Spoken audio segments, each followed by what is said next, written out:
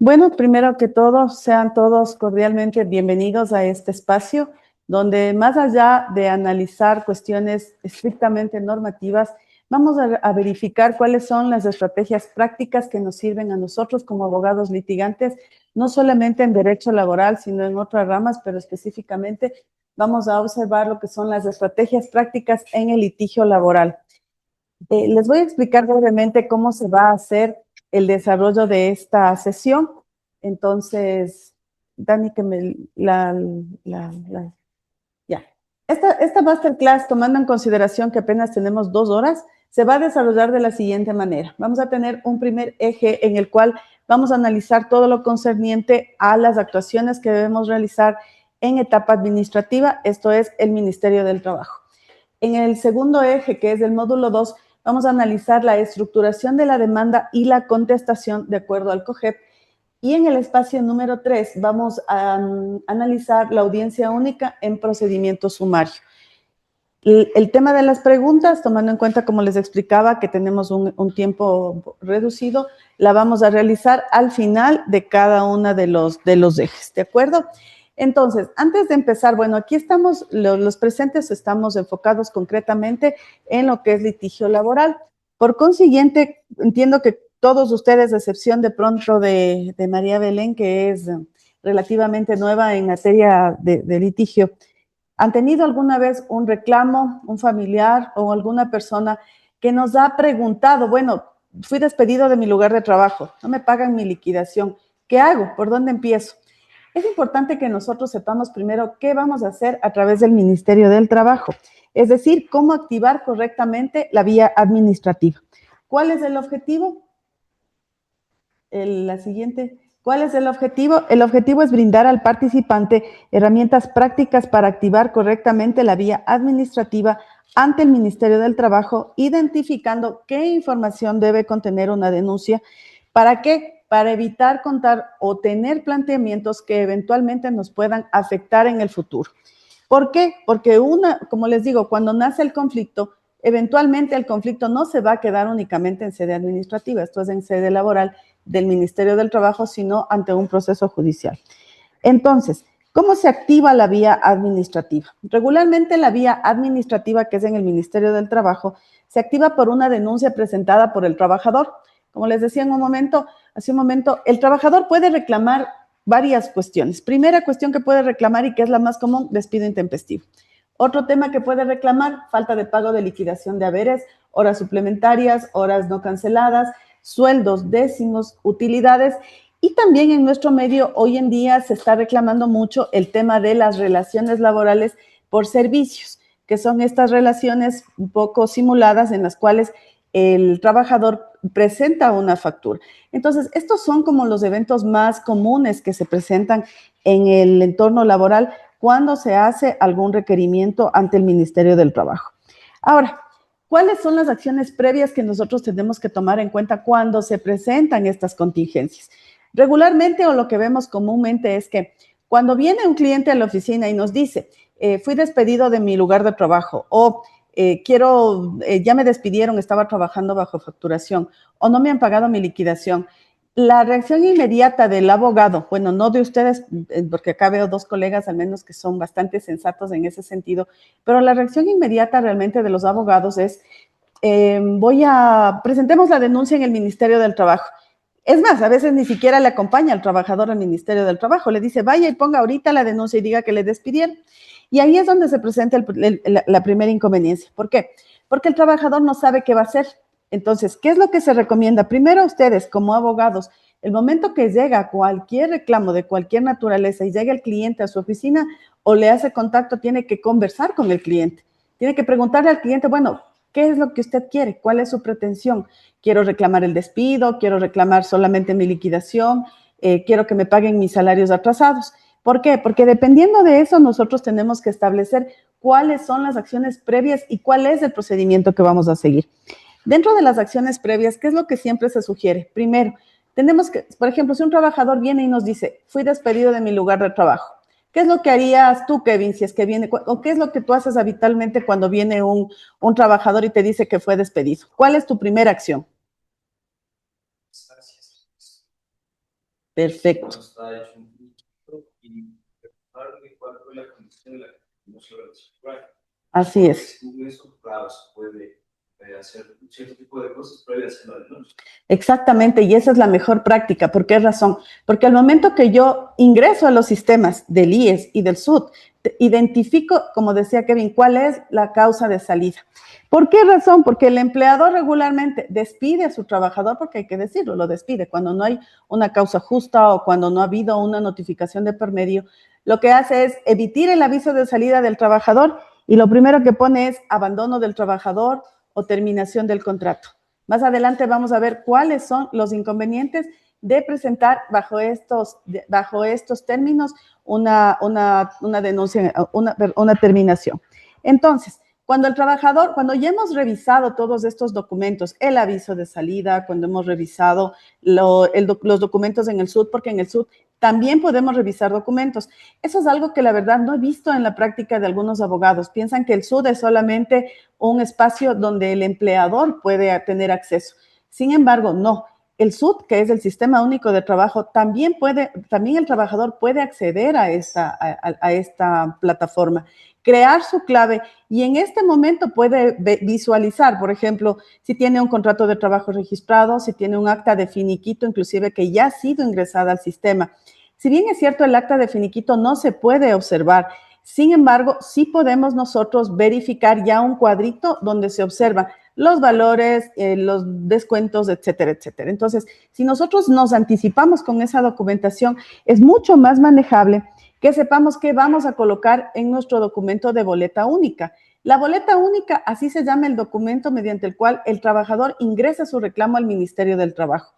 Esta boleta única, muchas veces hay abogados que en su práctica hacen que el trabajador firme un escrito y este escrito lo anexan a una boleta que les dé el Ministerio del Trabajo.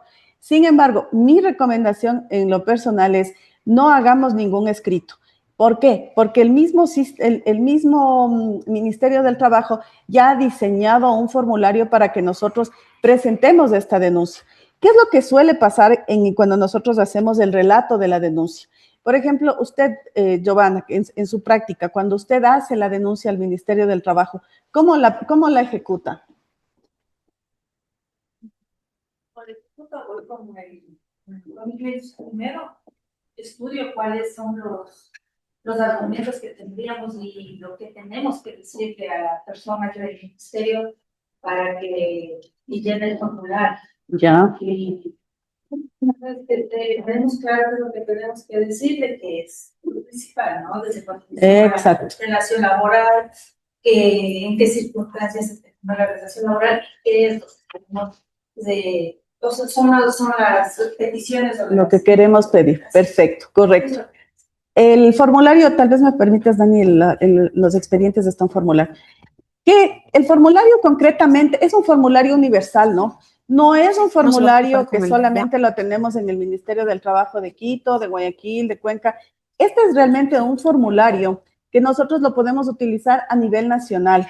En este formulario no tengo que poner toda la historia. Señor juez, señor inspector, ingresé a trabajar el 1 de febrero del 2025, desempeñé las funciones. Eso realmente en vía administrativa es inoficioso. ¿Por qué? Porque como les comento, este formulario es un formulario muy simple en el cual inclusive ya el Ministerio del Trabajo le dice, aquí tiene que llenar la información y en donde sí debemos ser particularmente cuidadosos es en el resumen de la denuncia que voy a presentar. Si fui despedido de mi lugar de trabajo el 1 de febrero del 2026. Me deben los sueldos de marzo, abril y mayo. No he recibido el pago de mis décimos. Así, concretamente. ¿Por qué les explico esto? Porque con este formulario no se acaba la parte de la denuncia.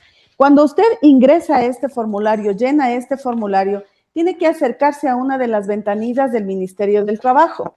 Y cuando se acerca al Ministerio del Trabajo, le van a dar un turno, se va a demorar, hay cierto tiempo de espera. El funcionario del Ministerio del Trabajo va a llenar otro formulario que prácticamente transcribe un poco la información que usted ya le dio en el primer documento.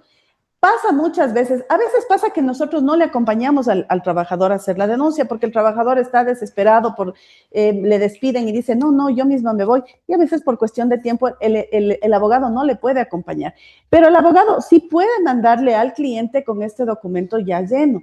¿Por qué razón? Porque cuando el funcionario del Ministerio del Trabajo le receta la información, le va a entregar otro formulario. Y aquí es donde el trabajador debe ser especialmente cuidadoso.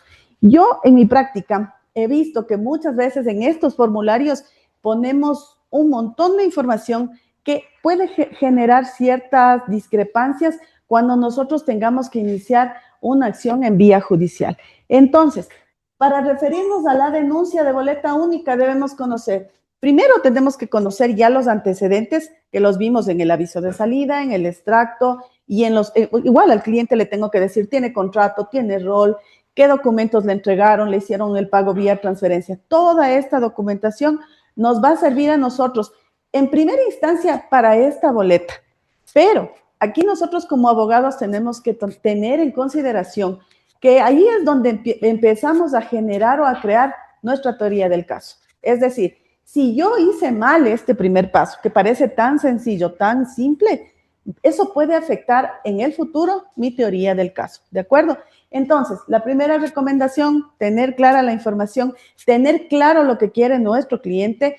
En cuestión de fechas, cuando hablamos de despido intempestivo, muchas veces lo que hacemos es, me despidieron ayer, ya no me dejaron entrar, y mi aviso de salida dice, hoy día estamos 22, pero me despidieron, ayer me hicieron mi aviso de salida el 23.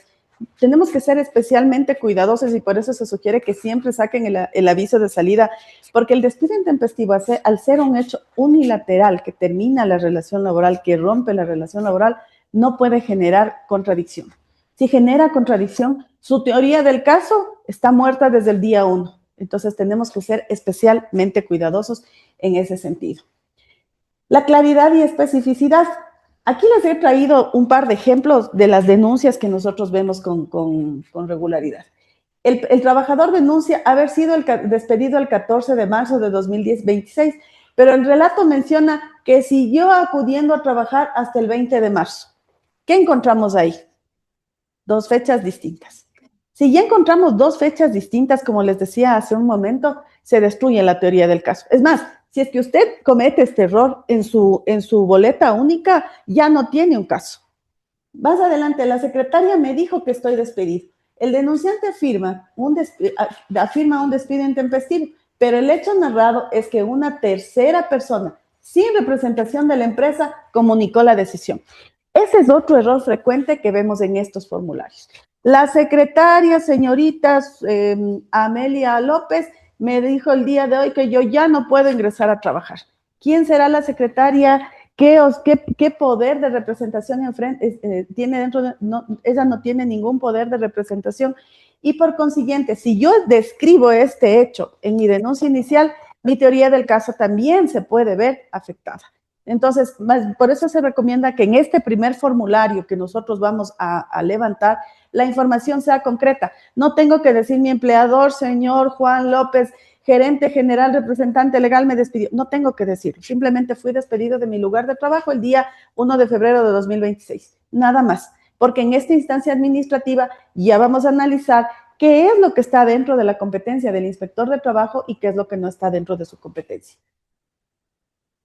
Errores frecuentes, como les decía, narrar los hechos sin orden, incluir hechos contradictorios, no revisar documentación de respaldo, pedir en sede administrativa algo que el inspector no puede resolver. ¿Qué no puede resolver el inspector en sede administrativa? Despido intempestivo y tampoco puede resolver la declaración de la existencia de relación laboral. Estos dos aspectos son aspectos en controversia y el único que puede resolver es un juez del trabajo. Registrar mal sus datos de contacto, aunque no lo crean, estas cosas que parecen tan simples se ven periódicamente en la práctica profesional. ¿Por qué les hago énfasis en esto? Puede ser que yo diga, bueno, es que mi enfoque es más hacia el empleador o mi enfoque es no tanto el tema de defender al trabajador, yo más defiendo al empleador. Pero, aunque no lo crean, muchas veces llegan trabajadores a nuestras oficinas con estos errores. desde base, desde el área administrativa. Y en esos casos realmente tratar de salvar un juicio es complejo, es mucho más complejo. Ahora, ¿qué es lo que nosotros debemos hacer siempre? Elaborar una línea de tiempo antes de redactar. Fecha, hecho, evidencia. Contrastar el relato con la prueba disponible. Yo ya tengo prueba disponible, ¿no es cierto? El momento que yo me descargo el aviso de salida, me descargo el extracto y la documentación que pueda acceder, esos ya vienen a ser medios probatorios.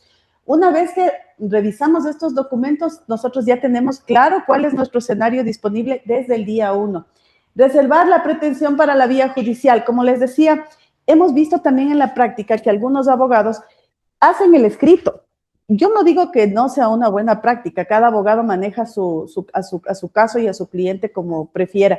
Sin embargo, en estos escritos es donde ponemos muchos hechos que a veces vienen a resultarnos contradictorios cuando vamos a demandar. Evitemos eso. Verificar igualmente los datos de contacto y de nuestro empleador antes de enviar la notificación. Esto con respecto a los errores frecuentes. Ahora, límites de la competencia. Como les decía hace un momento, el inspector de trabajo, cuando usted acude al Ministerio del Trabajo como denunciante, no le va a resolver el tema del despido. Es más, al momento que usted le dice, señor inspector, lo que hace el inspector de trabajo cuando usted llega a audiencia es, coménteme, se le da la palabra a la parte denunciante. ¿Qué pasó? Fui despedido de mi lugar de trabajo. Esa es nuestra primera línea. Después le dice, pero también me deben mi liquidación. Siempre tenemos que tomar en cuenta que como el inspector de trabajo no tiene competencia para conocer el despido intempestivo, el inspector le va a decir, yo no soy competente para conocer el despido o yo no soy competente para conocer la existencia de relación laboral. Entonces, ahí como abogado o como trabajador no me voy a desplomar porque eso es algo cierto. Dentro de las competencias no le corresponde. Pero donde sí debemos ser muy acuciosos los abogados es en los documentos que tenemos que exigir que se entregue por parte del empleador. Sí, yo el inspector no me va a pedir que se pruebe el despido, pero sí tiene que pedir las constancias de pago de las remuneraciones, de los beneficios sociales, de los aportes al IES. ¿Por qué razón? Porque esos documentos primero se van a quedar aparejados ya a un expediente administrativo que más adelante va a ser mi medio de prueba. ¿De acuerdo? Entonces, ahí sí, si el empleador ya llevó un acta de finiquito, pese a que dice que yo no he sido despedido, pero ya tiene un acta de finiquito, que se quede el acta de finiquito en el expediente. Como le digo, les voy a hacer un ejemplo rapidísimo. Si yo digo, no, yo no le despedí al trabajador, pero generé un acta de finiquito por acuerdo de las partes, ¿quién tendría la carga de la prueba en un juicio? Si yo ya adjunté mi acta de finiquito, acuerdo de las partes. Porque, ojo, la carga de la prueba en teoría siempre es del actor. Pero si yo tengo mi expediente administrativo, mi jefe me llevó mi acta de finiquito que decía acuerdo de las partes. Esta acta ya se quedó en el expediente administrativo, ¿no es cierto? Entonces, después cuando yo construya mi teoría del caso para mi demanda, tengo que decir, mi empleador procedió a despedirme el tal día, tal hora. Cabe indicar que mediante acta de finiquito número ACF 005MDT, consta claramente que mi empleador ingresó al sistema bajo una causal determinación acuerdo de las partes. Sin embargo, yo no he firmado renuncia y tampoco he terminado por mi voluntad. Como les digo, es tan importante la vía administrativa y muchas veces la subestimamos porque desde ahí, si nosotros obramos adecuadamente, ya vamos recabando medios probatorios que me van a poder servir para probar un despido en el futuro. Probar el despido intempestivo en sí es complejo, no es un hecho sencillo, no es un hecho fácil, sobre todo, como les digo, cuando el cliente no llegó a nosotros desde el primer momento. Lo típico que pasa es que al trabajador le despiden, se va al Ministerio del Trabajo, en el mejor escenario planteó bien su denuncia inicial, pero ahí viene el reto, ¿cómo pruebo el despido intempestivo? Si no tengo testigos, si no tengo un documento de respaldo, si el aviso de salida no me apoya, se vuelve complejo, no imposible, pero sí complejo. Pero si fuimos a audiencia, recopilaron documentos y estos documentos me van a servir como medios de prueba, ahí es como yo voy a armar mi demanda y por consiguiente mi teoría del caso. ¿De acuerdo? Ahora, la siguiente, por favor. Una actuación administrativa mal planteada puede debilitar la estrategia para que posteriormente se sostenga en el ámbito judicial. Es lo que les acababa de indicar. Si yo no hago bien mi estrategia en sede administrativa, muy probablemente en el sede judicial también me va a afectar. ¿Qué es lo que yo como abogado debo decir? Bueno, ¿para qué voy a ingresar esta denuncia? Como les decía, hay casos en los que voy a ingresar. Yo sé que el inspector de trabajo no es competente para conocer, por ejemplo, la existencia de una relación laboral. Yo sé. Sin embargo, ¿qué es lo que yo sí recomiendo al cliente? Ingresemos la denuncia. No me importa si dice niego, porque hay gente que viene y dice, no, el señor trabajaba por servicios. Ojo, no tiene contrato. Entrega las facturas en instancia administrativa. Esas facturas a mí sí me sirven para después llevarme a sede judicial y tratar de justificar la existencia de relación laboral. Porque si yo digo, tengo un contrato de servicios no puede ser verbal jamás. Si yo emito una factura, jamás ese contrato esa factura se sustenta si no hay un contrato. Siempre tiene que haber un contrato. Y en los contratos también existen errores. De los que estamos aquí también somos consultores, somos asesores. ¿Qué es lo que pasa en los contratos, por ejemplo? Tenemos esa falsa idea de que el contrato de servicios profesionales es el contrato aplicable para todo tipo de servicio, lo cual no es correcto. El contrato de servicios profesionales aplica si es que en efecto yo estoy generando una relación con un profesional. Si yo estoy generando con un proveedor que, por ejemplo, dice, le voy a poner a este señor que me pinta la pared. Si me pinta la pared no es un profesional, es un pintor. Por consiguiente, ahí no aplica un contrato de servicios profesionales. Hoy en día sí, existe mucha simulación de la relación laboral y prácticamente vemos contratos de servicios profesionales en todos los entornos y en todas las actividades, que es algo que es una práctica completamente errónea. En el mejor de los casos, cuando vemos contratos, a veces ni siquiera existen contratos. Recomendación, siempre tener un contrato si es que vamos a tener servicios. Si no vamos a tener servicios, si mi empleado va a cumplir horario, va a tener horas, va a tener relación de dependencia, va a tener el pago de una remuneración, eso es una relación simulada y por consiguiente sí puede ser considerada como tal, pero en instancia judicial. Pero me sirve cuando yo me voy a instancia administrativa porque con eso yo puedo generar información para poder levantar un juicio posterior. ¿De acuerdo? La siguiente, por favor. Ahora, la comparecencia del empleador, eso con respecto al trabajador. ¿Qué tiene que hacer el empleador? Cuando el empleador recibe una boleta, también ahora vemos una mala práctica, diría yo, que les dicen no reciba la boleta. Yo más bien soy de la idea de todo lo contrario, reciba la boleta, porque si usted no recibe la boleta, no va a saber qué es lo que le está requiriendo el trabajador. Claro, yo digo, no recibo la boleta, por último que me multen, son $200 de multa, no comparezco y no pasa nada. Sin embargo, sí puede pasar que, por ejemplo, cuando vamos al ministerio pasa exactamente lo mismo. Yo como empleador puedo identificar qué es lo que quiere mi trabajador, ¿no es cierto? Puedo decir, bueno, me está reclamando horas extras, ¿será que no le pagué bien? Me está reclamando sueldos, me está reclamando descuentos. Voy a mis roles de pago y voy a revisar si es que en efecto esos descuentos estuvieron practicados, no estuvieron practicados. O hay situaciones que a veces son más delicadas, como son los casos de despido de personas con discapacidad. Resulta que nosotros ni nos habíamos enterado que la persona que está trabajando con nosotros es una persona que tenía carnet de discapacitado. Y en ese sentido, la resolución 01-2025 de la Corte Nacional de Justicia determina que un trabajador no está obligado ni a informar a su empleador sobre su condición de discapacidad y tampoco a entregarle la certificación de discapacitado a su jefe. Entonces, si yo le despedía a una persona, dije, bueno, le voy a pagar 3 sueldos, finalmente me demoro y le pago. Pero resulta que esta persona era discapacitada o tenía incluso a su cargo una persona con discapacidad. Ellos también tienen la misma cobertura de la Ley Orgánica de Discapacidades. Ya mi riesgo ya no son 3 remuneraciones, mi riesgo se vuelve 18 remuneraciones. Entonces, por eso es fundamental que nosotros como asesores de los empleadores sí recibamos las boletas y sí vayamos a la audiencia.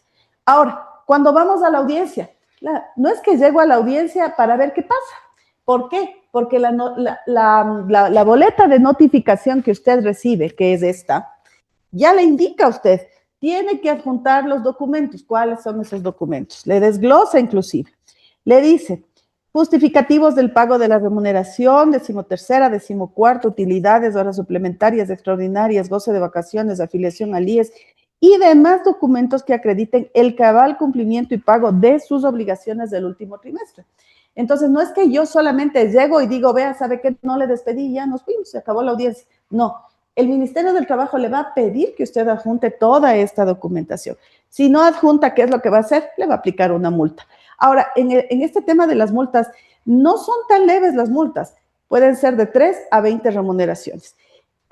Hay ciertas empresas que no han cumplido con su obligación del IES, no pagan el IES porque, bueno, la situación económica está compleja, o no afiliaron al IES desde el día 1, o no tienen los respaldos de los descuentos.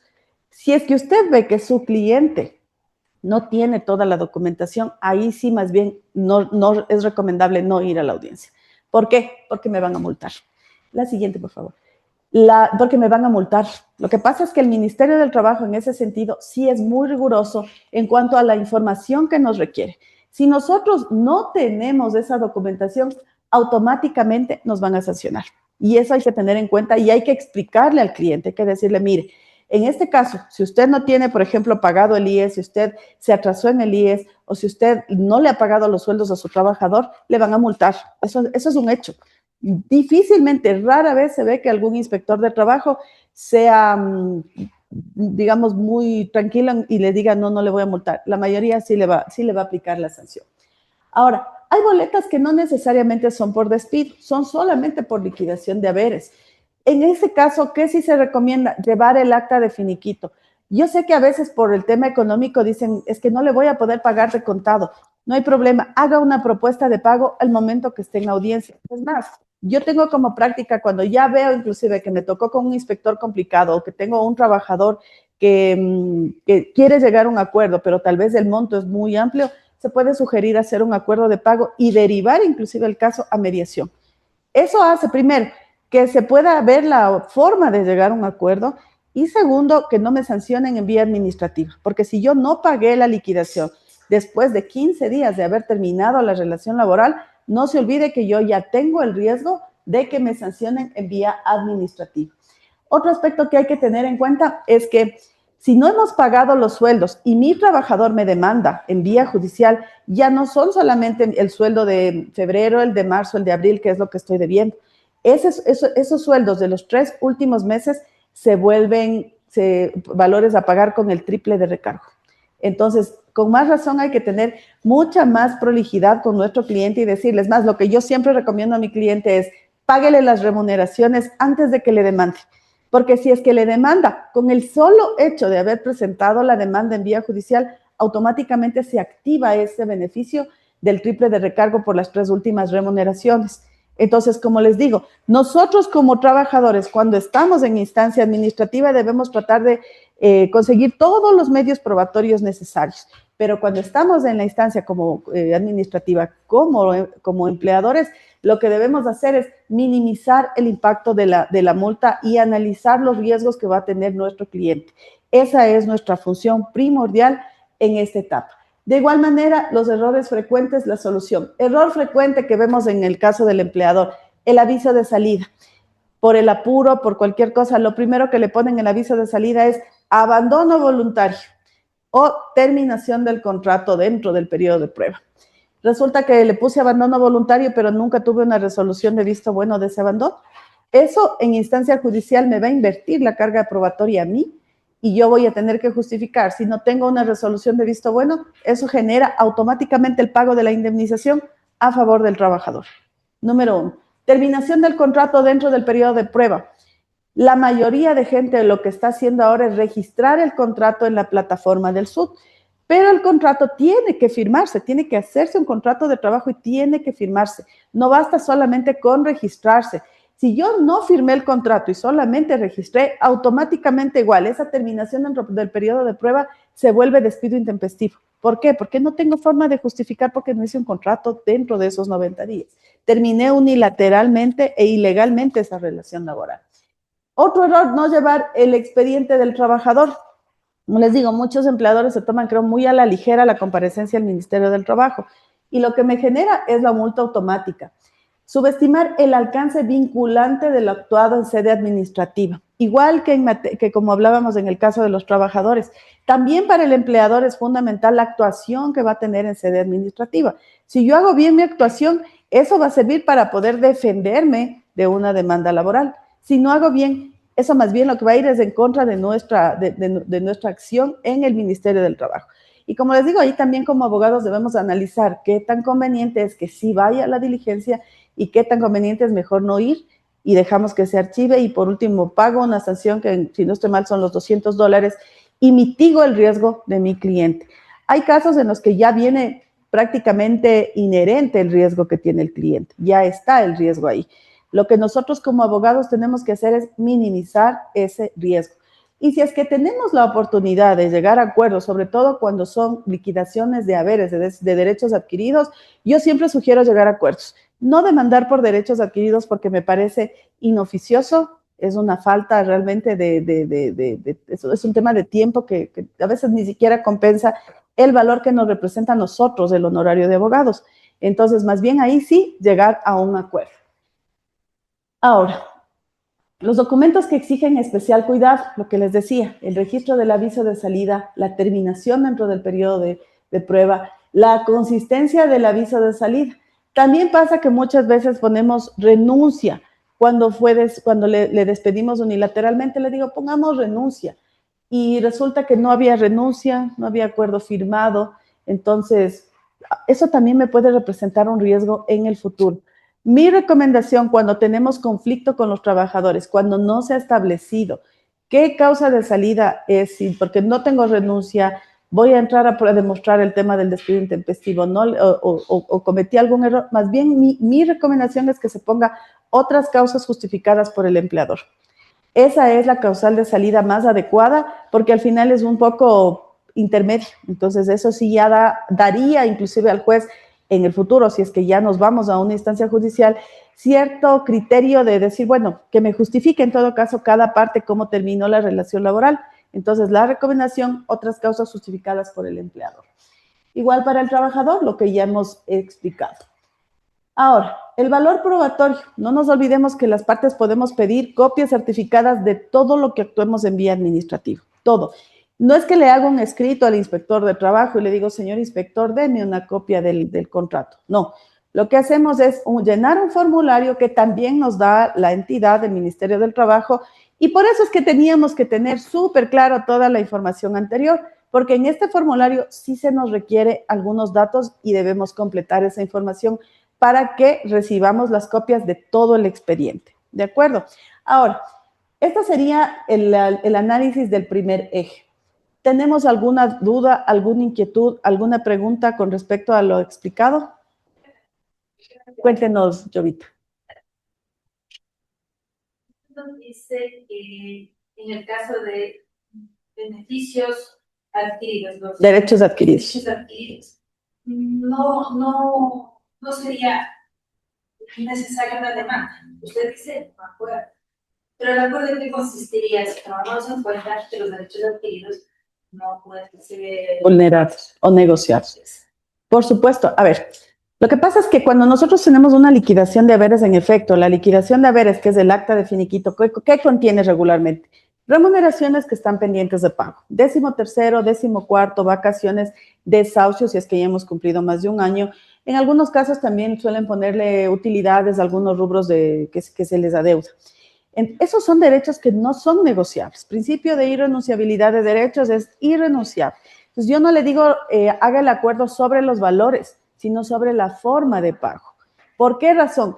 La mayoría, hay que decirlo, nuestro sistema económico actual es complejo. La mayoría sobre todo en medianas empresas y en pymes, es un poco complicado generar liquidaciones frecuentes para trabajadores y hay ciertos negocios como es el tema de ventas de comidas y bebidas, hay mucha rotación de personal. Entonces, y hay algunos trabajadores que ya ganaron desahucios y se les sube las liquidaciones. Y aunque no lo crean, coincide que muchas veces no se va un trabajador, se van 2, se van 3, entonces ya la liquidación que puede haber sido de unos 1,500, 2,000, ya no se nos vuelve 2,000, se nos vuelve 6,000.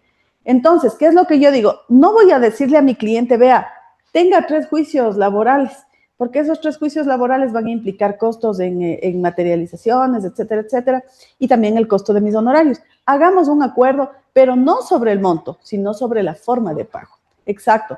¿Qué es lo que se sugiere? Por ejemplo, cuando son liquidaciones bajas, tres cuotas. ¿Cuál es la garantía que yo siempre sugiero? Garantía para empleador y trabajador, hacerlo a través de un acuerdo de mediación. El Ministerio del Trabajo tiene su centro de mediación, no genera ningún costo y a través del centro de mediación usted tranquilamente puede, es más, le da garantía inclusive al trabajador de que el acta de mediación como equivale a sentencia, si por A o B yo no le pago al trabajador, el trabajador ya no tiene que seguirme todo un procedimiento sumario para cobrar. El trabajador lo único que puede hacer es ir y ejecutar el acta de mediación, que por supuesto representa menos tiempo, menos gastos y menos contingencia. Entonces, en ese sentido es como se sugiere hacer acuerdos. Yo veo mucho en la práctica que sí, bueno, a los abogados hay que ser realistas, nos interesan los litigios, nos interesan los juicios, pero también tenemos que ser honestos con nuestro cliente y ver qué es lo que más le conviene al cliente. Hay casos en los que nosotros, cuando estamos del lado del empresario, yo sí le digo, estos valores va a tener que pagar sí o sí, porque estos son derechos adquiridos. Entonces, los derechos adquiridos no es que yo, porque pase un año, me voy a ir donde el juez y el juez va a decir, vea, quiere llegar a un acuerdo, en vez de recibir 2.000, reciba 1.000. Eso no va a pasar nunca. Entonces, ahí sí tenemos que analizar cuál es el mecanismo más idóneo, tanto para el trabajador como para el empleador. Ahora, veamos del otro lado, del lado del trabajador. El trabajador sí va a decir, bueno, un juicio va a durar 2 años y al final mi empleador me va a pagar. Y además le estoy dando la garantía de hacerlo a través de un acta de mediación. Entonces, sí tengo garantías para asegurar mi pago. Ahora, ¿qué es lo que yo sí recomiendo? Cuando hagamos mediación, no hagamos mediación sobre temas que son imposibles. Y les cuento un caso rapidísimo. En algún momento tuve una consulta de una señora que ella negoció la marca de su empleador como parte del acuerdo de pago. Un acuerdo que es inejecutable, desventajoso por cualquier lado que lo veamos, es desventajoso para la parte trabajadora. Y era una trabajadora que ya tenía un buen tiempo laborando con la empresa. Le pagaron un rubro mínimo, dejaron un acta de mediación, pero desde mi punto de vista, si gustan, les puedo compartir para que la puedan revisar, pero desde mi punto de vista, me parece que tanto la actuación del abogado defensor del empleador y del centro de mediación inclusive, dejando mucho que desear realmente, porque si bien es cierto, nosotros debemos cuidar los intereses de nuestros clientes, pero eso no implica que debamos prestarnos para malas prácticas. Ya les digo, este acuerdo en total desventaja porque la marca le tenían que entregar después de 3 años y al final, si es que, y lo más insólito es que esta persona, este empleador, se está generando un negocio paralelo a esta marca, prácticamente quitando valor a la marca que él dio como parte de un acuerdo. Esos acuerdos no acepten nunca. Yo sé que a veces dicen, bueno, es que la empresa va a cerrar, corro el riesgo, pero a la larga tampoco es un acuerdo que me va a generar algún beneficio. Y si es que hacemos acuerdos en ese sentido, no se olviden que la mediación es un campo donde podemos poner nuestras condiciones. Ahí sí yo puedo decirle incluso al mediador, ya, perfecto, pero yo quiero que aquí haya una penalidad en caso de incumplimiento de mi empleador. Entonces ahí puedo poner una penalidad de 5.000, 10.000, etcétera. O sea, seamos nosotros más audaces cuando hagamos y más minuciosos cuando hagamos estos acuerdos de mediación. ¿De acuerdo? Eso como una recomendación. ¿Alguien más tal vez tiene una pregunta sobre esta fase o estamos 100%? A ver, Kevin. Sí, es cierto, hay ciertos tipos de cuestiones en el tema laboral. Claro, la Constitución y los derechos del trabajador son muchos, pero ya en ejercicio sabemos que no es en práctica cierto tipo de situaciones, porque sabe que en cierto tiempo sus derechos ya prescriben, único que no prescriben materia laboral, únicamente jubilación. Así es. Pero más allá de eso, al tener nosotros ese caso en particular en el cual un trabajador tenga en cuenta de que esos derechos que pretende reclamar en vía judicial, que en la ley administrativa no pudo, ¿qué hacer en el caso de que ya se hayan prescrito ciertos valores que a la final el empleador obviamente va a decir no, Está prescrito? ¿Cuál es su recomendación en base a eso? para tratar de, obviamente, que al trabajador se le pueda reconocer algo. Y obviamente, Así en el día es. judicial vamos a saber que existe una caducidad y se va a terminar Ya. con el tema jurídico. Claro, es válida tu pregunta y es bien interesante. ¿Por qué razón? Porque es real y es bien común que a veces la gente dejó pasar el tiempo y ya no se percató de que en efecto tenía derecho a una liquidación o que firmó un acta de finiquito inclusive que tiene errores, que no es un acta que está pormenorizada, que es un acta que genera renuncia de derechos, porque aunque no lo crean, hay actas que sí están con renuncia de derechos. Ya firmaron el acta, pero tiene renuncia de derechos y esa es una causal para impugnar. ¿Qué es lo que yo recomiendo siempre? Cuando ya vemos más o menos que tenemos estos escenarios donde se nos puede volver compleja la vía judicial o donde ya sé que tengo un riesgo de que me aleguen la excepción previa de prescripción, yo sinceramente sí demando, o sea, sí sugeriría demandar, porque no hay peor lucha que la que no se hace. En juicio se ven muchos escenarios como que a veces la parte demandada no tiene un buen abogado, puede pasar. Que, de hecho, consideran muchos abogados que el área laboral es el área como que vamos a defender con lo que podamos. Sin embargo, el derecho laboral es un derecho que exige mucha técnica y mucho rigor en el conocimiento de la materia. Estos detalles, por ejemplo, tan básicos, ¿qué hago? ¿Hay prescripción? ¿Después de cuánto tiempo? ¿Qué es la caducidad? Es más, ¿cómo mismo defiendo la excepción previa? Más adelante que vamos a hacer el análisis del tema de demanda y contestación, vamos a ver un poco lo que suele darse. Yo sí te recomendaría demandar. ¿Por qué razón? Porque no pierdes nada. ¿Qué es lo peor que puedes perder? Que llegas a audiencia, el juez te dice, vea, sabe que sí, la otra parte alegó prescripción, sí está prescrito. Pero como tú sabes, las audiencias, y hay algunos jueces que empiezan con conciliación, puedes llegar a una conciliación. Hay gente que trabajó muchos años, por A o B no reclamó, como te digo, o se dio cuenta después que el acta de finiquito que firmó no estaba bien firmada. Vamos a hacer una impugnación del acta de finiquito, llego a audiencia, se abre la fase, hay jueces, como te digo, que empiezan con conciliación. ¿Qué tal que en efecto sí podamos lograr un acuerdo? Entonces yo al menos sí recomendaría iniciar la acción en ese escenario. Sí sería, yo lo haría, o sea, si te soy sincera, si veo que es un caso que de pronto representa muchos años para una persona, porque también hay esos casos, o incluso ahora vámonos al tema de las personas que tienen condiciones que están protegidas por la ley, personas con discapacidad, personas que estaban en embarazo, en lactancia, o una persona que era sustituta, que de pronto no sabía que tenía el derecho de recibir la indemnización, pero ahora ya sabe. Entonces, arriésgate porque al final puedes conseguir algo para tu cliente. Ahí sí sabes como que estás luchando un poco en contra, pero de pronto sí puedes conseguir algo que te proteja. Así que yo sí te recomendaría que lo hagas, ¿ya?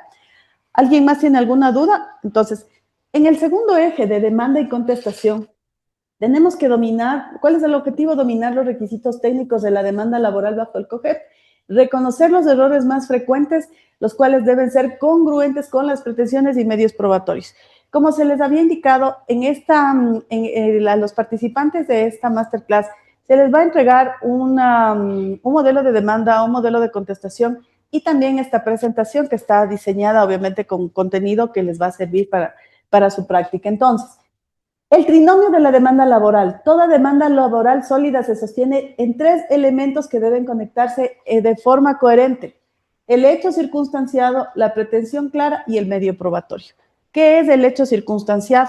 Todos los que estamos aquí somos abogados, excepto una sola persona que no es abogada, pero todos los que estamos aquí somos abogados y sabemos cuáles son los requisitos que debe contener una demanda, que es la enunciación del juez, los datos generales, del lugar donde citar, etcétera, etcétera. Pero esos tres hechos que yo les acabo de mencionar son cruciales. ¿Por qué razón? Si el relato de los hechos de mi demanda no es congruente, si el relato de mis hechos habla de circunstancias que al juez no le interesan, mi demanda prácticamente está naciendo muerta, mi acción. Como les explicaba, podemos volver a la anterior. Como les explicaba, el hecho, la pretensión y el medio probatorio tienen que ir conectados.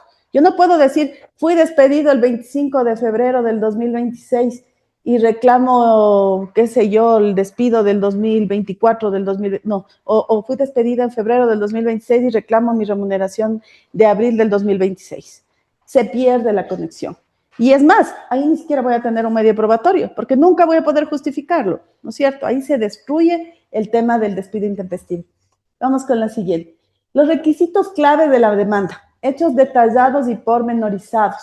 Cuando el COGEP nos dice los hechos detallados y pormenorizados, ¿a qué va? Enumerados, en general. ¿Qué significa? Ingresé a prestar mis servicios lícitos y personales en la empresa ABC el 1 de febrero del 2025.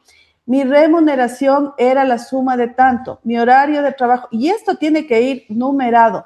Bueno, antes lo hacíamos, creo que la mayoría, a través de párrafos. Sin embargo, a los jueces realmente les gusta que los hechos vayan detallados y pormenorizados, ¿de acuerdo?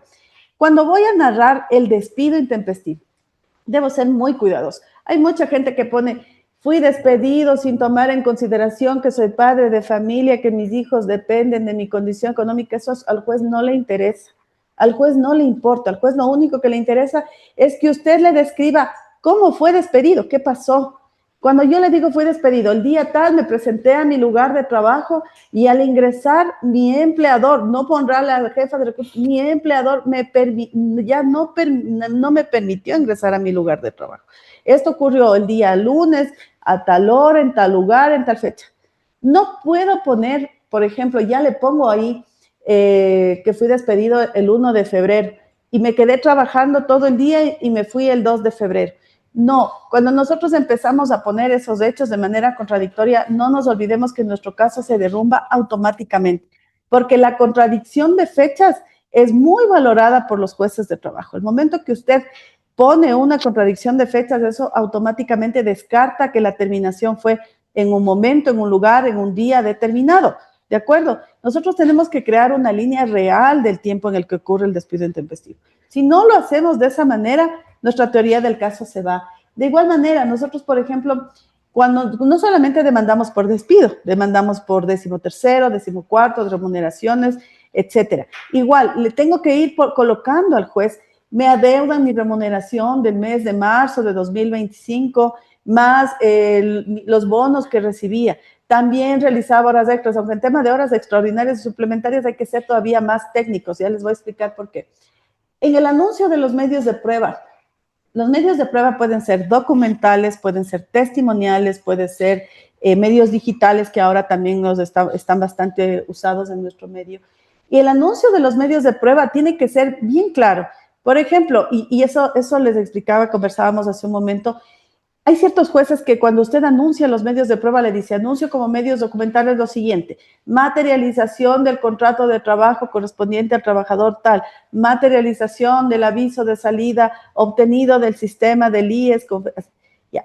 Pero hay jueces que le dicen, quieren que usted le ponga, ¿para qué quieren que le ponga ese medio probatorio? O sea, si yo le digo, por ejemplo, aviso de salida generado con fecha 3 de marzo de 2026, mediante el cual se desprende la causal de abandono, por ejemplo.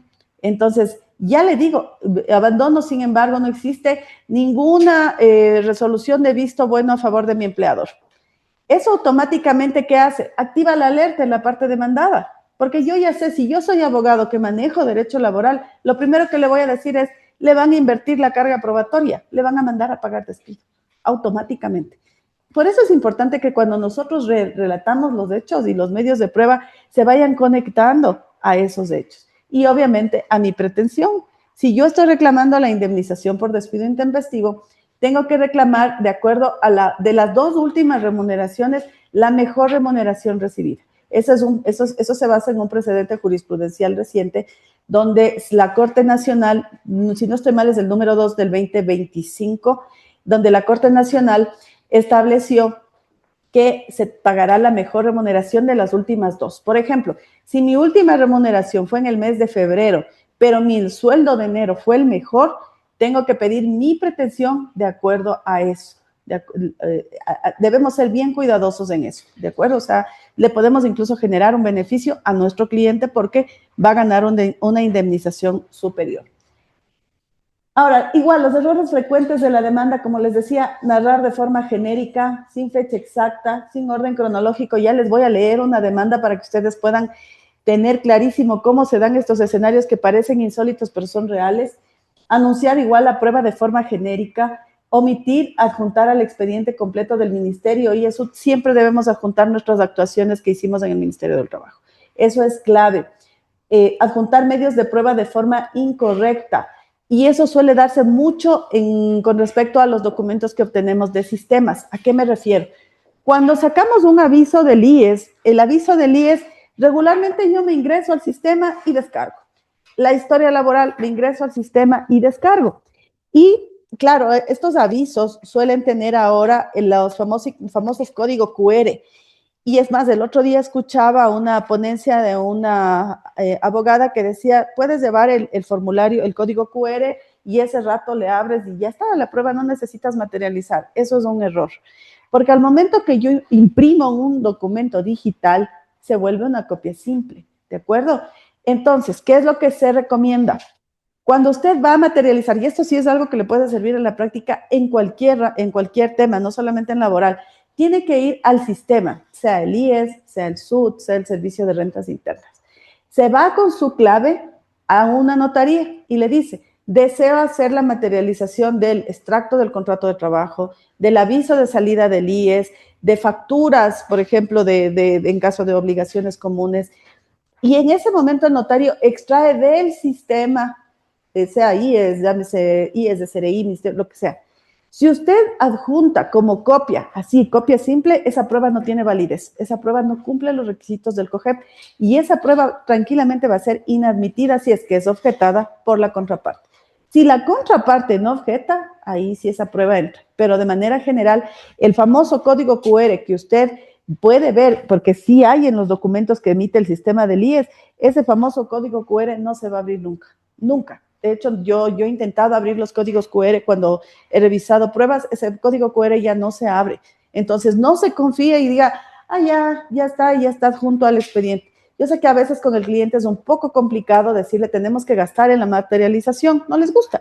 Pero si es que no lo hace, esa prueba es defectuosa y esa prueba no va a ser admitida jamás en un proceso judicial. ¿De acuerdo? Entonces, de los medios probatorios referenciales del actor, aviso de salida del IES, extracto del IES, toda la información que sacamos del sistema materializada, no en copias simples. Roles de pago, comprobantes de depósito, comunicaciones escritas, correo, WhatsApp, auxilio judicial. A veces nosotros no nos acordamos cómo nos pagaron. A veces no tenemos la curiosidad de revisar las transferencias, ni tenemos constancia de las transferencias. Ahí sí podemos pedir auxilio judicial, pero tomen en cuenta que para auxilio judicial primero debemos agotar nuestras acciones directamente. ¿A qué me refiero? Por ejemplo, hay personas que a veces presentan prueba y dicen, ofíciese al Instituto Ecuatoriano de Seguridad Social para que me adjunte mi aviso de salida. Ofíciese para que me mande mi historia laboral. Ofíciese al Banco Pichincha para que me mande los movimientos de mi cuenta. Esas son acciones que yo puedo hacer. Si es que alguna información a mí no me da, esa misma negativa me va a servir para cuando yo le pida al juez auxilio judicial. ¿De acuerdo? Medios digitales, WhatsApp, correo, códigos QR, se presentan en forma física y digital. Cuando nosotros le pedimos al Ministerio del Trabajo que nos dé las copias del expediente, regularmente nos dan en un CD, nos piden que nos dicen, traigan un CD, en el CD nos graban y nos entregan el CD y nos vamos con el CD.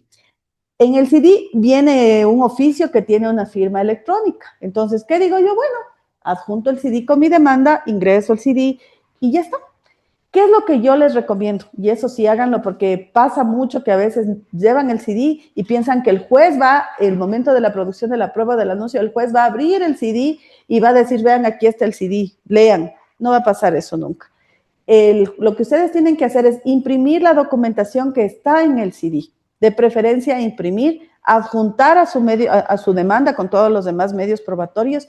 Y el día de la audiencia tiene que llevar un equipo, un computador que permita que la contraparte pueda ver, más que la contraparte ya tenía que haber revisado el expediente en su momento, pero lo que va a hacer es que el juez abra la computadora y vea la información que usted necesita que vea. Inclusive es más conveniente porque si usted les lleva en físico, el juez no va a estar ese rato viendo, a ver, voy a leer el CD. Si el CD son 50 páginas, ¿usted cree que el juez va a leer? Yo creo que no.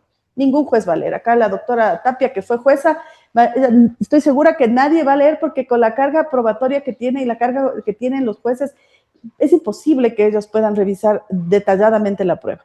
Entonces, ¿qué es lo que se recomienda en este caso? En este caso de acá, adjunto el CD quemo un CD adicional para mí, eso sí como recomendación, porque si usted se le perdió el CD, se va al ministerio, le dice, deme el CD, no le van a dar. Quemo el CD, una copia para mí, imprimo esa información y cuando vaya a producir, llevo mi computador y en ese momento hago la producción respectiva. Esa es la forma adecuada para el tema de correos. Donde sí existe mucha controversia es en el tema de los WhatsApp. Y en el tema del WhatsApp también los jueces tienen muchos criterios distintos. Hay jueces que sí le van a admitir la prueba de WhatsApp. De hecho, aquí tengo un juicio donde le admitieron toda la prueba del WhatsApp. No, yo le objeté la prueba, le dije que no, por varias circunstancias que se observan ya en sí, en todo el entorno de la obtención de ese medio de prueba. El juez dijo no, porque hay jueces que son pro trabajador y hay jueces que son parciales, son imparciales, perdón. Entonces, en este caso el juez dijo no, en este caso se admite la prueba de WhatsApp, ¿de acuerdo? Ahora, ¿cómo yo recomiendo que se haga, que se adjunte la prueba de WhatsApp? Tenemos dos opciones. Si vemos que realmente esa prueba es elemental para mi defensa, porque hay casos en los que sí, los empleadores les despidieron por WhatsApp o los trabajadores me renunciaron por WhatsApp, entonces puede ser que sí sea conveniente solicitar una pericia de ese chat. Ahora, también con la pericia debemos ser extremadamente cuidadosos, porque ¿qué es lo primero que hacemos? Me despidieron y me empiezo a copiar y mandar el chat a 1000 puntos, ¿no es cierto? Le mando a mi mamá, le mando a mi hermana, le mando al abogado, el abogado tal vez le mande al amigo, y ese chat empieza a direccionarse por varios lugares. En el ámbito digital, cada acto que nosotros registramos, hacemos queda registrado. Cada acto en el ámbito digital existen metadatos y estos metadatos no se pierden porque es más, un perito cuando haga la pericia va a ir determinando hacia qué puntos se fue ese chat. Y eso no es positivo para nosotros porque el juez podría considerar, no se olvide que el perito va a dar un informe de toda la pericia, de todo lo que hace. Entonces, el perito va a decir, por ejemplo, este mensaje fue reenviado 10 veces. Entonces, en esas 10 veces que reenviamos, puede haberse modificado la cadena de custodia. Y ahí sí a mí como juez me puede generar una duda razonable sobre la validez de esa información. Entonces, recomendación, si es que viene el cliente y dice, vea, aquí tengo el chat donde mi cliente renunció, donde el trabajador renunció, o aquí tengo el chat donde consta claramente que mi empleador me despidió, téngale ahí, no le reenvíe, no haga nada. Y usted le tiene que explicar a su cliente, vamos a hacer una pericia. El perito informático nos va a costar más o menos unos $400. Si usted ve que en efecto esa cuantía es interesante, que sí con esto es una prueba fundamental, haga la pericia. Si dice no es una prueba fundamental, porque aquí básicamente lo que quiero es probar que no me ha pagado el sueldo. De pronto ahí lo pienso 2 veces y ¿qué hago? Materializo el chat. ¿Cómo materializo el chat? Nosotros tenemos una forma de petición que hacemos ante el notario público. Hay un notario particularmente que le pide una petición donde tiene que ir especificado, señor notario, de acuerdo al artículo tal de la Ley de Comercio Electrónico, solicito que se materialice esta conversación desde el número telefónico 098-40-74231 hacia el 099-05 tal, perteneciente a la señora Giovanna Tapia, que es mi empleador, y mi número. Entonces, y además debo describir las características del teléfono, ¿de acuerdo? Voy, materializo ese chat. Es más, no sé si aquí tenga, puedes darme buscando, aunque no creo que tenga aquí ese chat. Pero, por ejemplo, cuando nosotros tenemos un chat, nosotros le abrimos y aquí yo tengo el nombre, ¿no es cierto? Por ejemplo, aquí tengo Daniel Garófalo. Entonces, Daniel Garófalo, yo me puedo inventar el nombre, puedo poner ahora Daniel Garófalo, mañana puedo poner Amelia Pérez, allá puedo poner Kevin Jara, yo puedo poner el nombre que yo quiera. ¿Qué se recomienda? Borrar el nombre y poner solamente el número al momento que yo hago la captura que le voy a entregar al notario, ¿de acuerdo? Porque ahí queda el número telefónico del WhatsApp, no el nombre, el número telefónico. Y además de esto, en mi anuncio probatorio yo puedo pedir ahí que se haga que se oficie a las empresas telefónicas y que se diga si el número 098 tal, le pertenece o le pertenecía a la señora Giovanna Tapia, gerente general de la empresa tal, no solamente a ella como persona natural, también como persona jurídica, porque hay ciertas líneas telefónicas que solamente se registran como con los empleadores directos, esto es con la persona natural, ¿de acuerdo? Entonces, y paralelamente a esto, o sea, yo ya tengo aquí mi prueba de chat, tengo mi requerimiento de oficio a las telefónicas y tengo la otra prueba, que es la declaración de parte.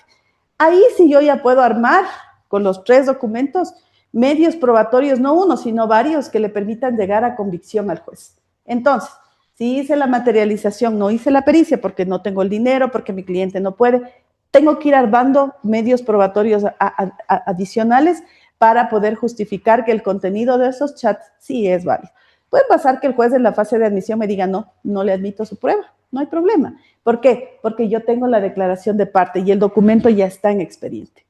Si el trabajador me miente, yo ahí le puedo seguir otro tipo de acción, pero yo ya tengo medios probatorios en mi expediente, ¿no es cierto? ¿Hasta aquí alguna duda, alguna pregunta o está claro? Cualquier duda, para que quede claro. ¿No? Ya. Ahora, nueva prueba. La nueva prueba se da realmente en razón de la contestación que presenta el demandado. ¿Qué es algo importante y qué es lo que yo recomiendo como práctica a los abogados? No esperemos la nueva prueba, metamos todos los medios probatorios posibles en nuestra demanda. ¿Por qué? Porque, ojo, la nueva prueba no es que es la segunda oportunidad que tengo a ver si es que ahí meto prueba de relleno. No, esto se da solamente cuando en efecto de la contestación se desprenden hechos que yo que no los tenía en consideración y que sí necesito justificarlos a través de esta alternativa que es la nueva prueba. ¿Qué pasa en lo común? A veces los abogados, por el apuro de meter la demanda, por quién sabe por qué, dejan para después y empiezan a anunciar la nueva prueba en sus escritos después de los 10 días que les da la normativa. Porque de regla general tenemos 10 días para solicitar nueva prueba y para los despidos ineficaces solamente 3 días. Entonces, podemos perder realmente la oportunidad de contar con todos los medios probatorios por arriesgarnos a tratar de pedir nueva prueba. No nos olvidemos que toda la prueba, toda sin excepción, va a ser objetada. No es que la prueba se quede ahí, va a ser objetada y también va a ser admitida por el juez. Eso ya lo vamos a ver más adelante. Tomar muy en cuenta esto, ¿no? Además que la nueva prueba no es algo que le corresponde, es un derecho que solamente tiene la parte actora. Caso real, eso les decía, este caso real. Por ejemplo, tengo un caso en el que, esta es una demanda conjunta que presentan 2 trabajadores. La normativa laboral permite que 2 o más trabajadores puedan presentar una demanda conjunta. En este caso presentaron 2 trabajadores. En las dos, obviamente, como es una sola demanda, dice, mi empleador me despidió el 16 de octubre del 2024 y dijo que era por llamada telefónica. Sin embargo, para evitar el abandono, continué yendo a abrir y cerrar el local por más de 15 días posteriores al despido y reclamo el sueldo de noviembre. Ya ahí hay una contradicción terrible de hechos. Primero, en la demanda dice que le habían despedido, que la señora les llamó vía telefónica y les dijo que están despedidos. Primero, vía telefónica, no sé cómo van a demostrar porque no han pedido un oficio a ninguna de las telefónicas ni nada parecido. Segundo, para evitar el abandono, dicen ellos que se fueron al Ministerio del Trabajo y el Ministerio del Trabajo les dijo que sigan trabajando y al final me pidieron sueldo inclusive del mes de noviembre. Como el riesgo aquí es que se destruye automáticamente la teoría del caso, porque si el actor continúa trabajando, ya no hay despido. No nos olvidemos que el despido es la decisión unilateral. O sea, no es que yo digo, te despido, pero yo digo, bueno, si quieres, ven a seguir trabajando. No, se destruye por completo el despido. Cuando yo veo esas demandas, digo que bueno, o sea, se van a acabar. Pero ahí también está nuestra técnica al momento de hacer la contestación a la demanda. Entonces, de ahí, la forma correcta, el 16 de octubre de 2000, o sea, yo les doy como un texto de cómo debería ir. El 16 de octubre de 2024, a las 17 horas, el empleador me notificó verbalmente la terminación intempestiva e inmediata del vínculo laboral, impidiéndome el acceso a mi puesto de trabajo desde dicha fecha definitiva. Ahora dice, bueno, ¿y cómo pruebo esto? ¿Qué hago? Porque eso es lo que nos pasa a todos los abogados. Ahora tenemos una ventaja y es que podemos llamar a la policía. Veo que la mayoría de personas lo hace, yo también lo he hecho. Cuando pasa esto, me llama el cliente, le digo, llame este momento a la policía y notifique lo que está pasando. El policía levanta un parte y ese parte es mi medio probatorio. ¿De acuerdo? Claro, yo recibí una notificación verbal, ¿no? Casi nadie le va a dar por escrito el despido. Pero al momento que yo pido auxilio de un policía, ya tengo un mecanismo para poder, tal vez con eso no pruebe solo, pero ya le genero la duda al juez, ya le doy elementos al juez para que vea que en efecto este hecho ocurrió y que la relación laboral terminó de manera unilateral. Otro caso que tengo, un despido ineficaz sin acreditar notificación formal previa. Este es un caso bien sui generis, es más, los tengo aquí, porque el abogado se equivocó en la fecha de salida, en lugar de poner que terminó en diciembre del 2025, puso que terminó en noviembre del 2025. Hay un relato de hechos que no tienen nada que ver. Se fue despedida el 19 de diciembre de 2024, adjunto la prueba de embarazo el 20 de noviembre de 2024, señalando que los jefes ya lo sabían de forma verbal. En el caso de una mujer en estado de gestación, a ver, si yo digo estoy embarazada, no se me nota, ¿no es cierto? Si ya tengo una pancita grande, obviamente ya no tengo la obligación de demostrarle a mi empleador que estoy embarazada, pero si estoy en un embarazo reciente, existe la obligación de notificarle por escrito con el certificado.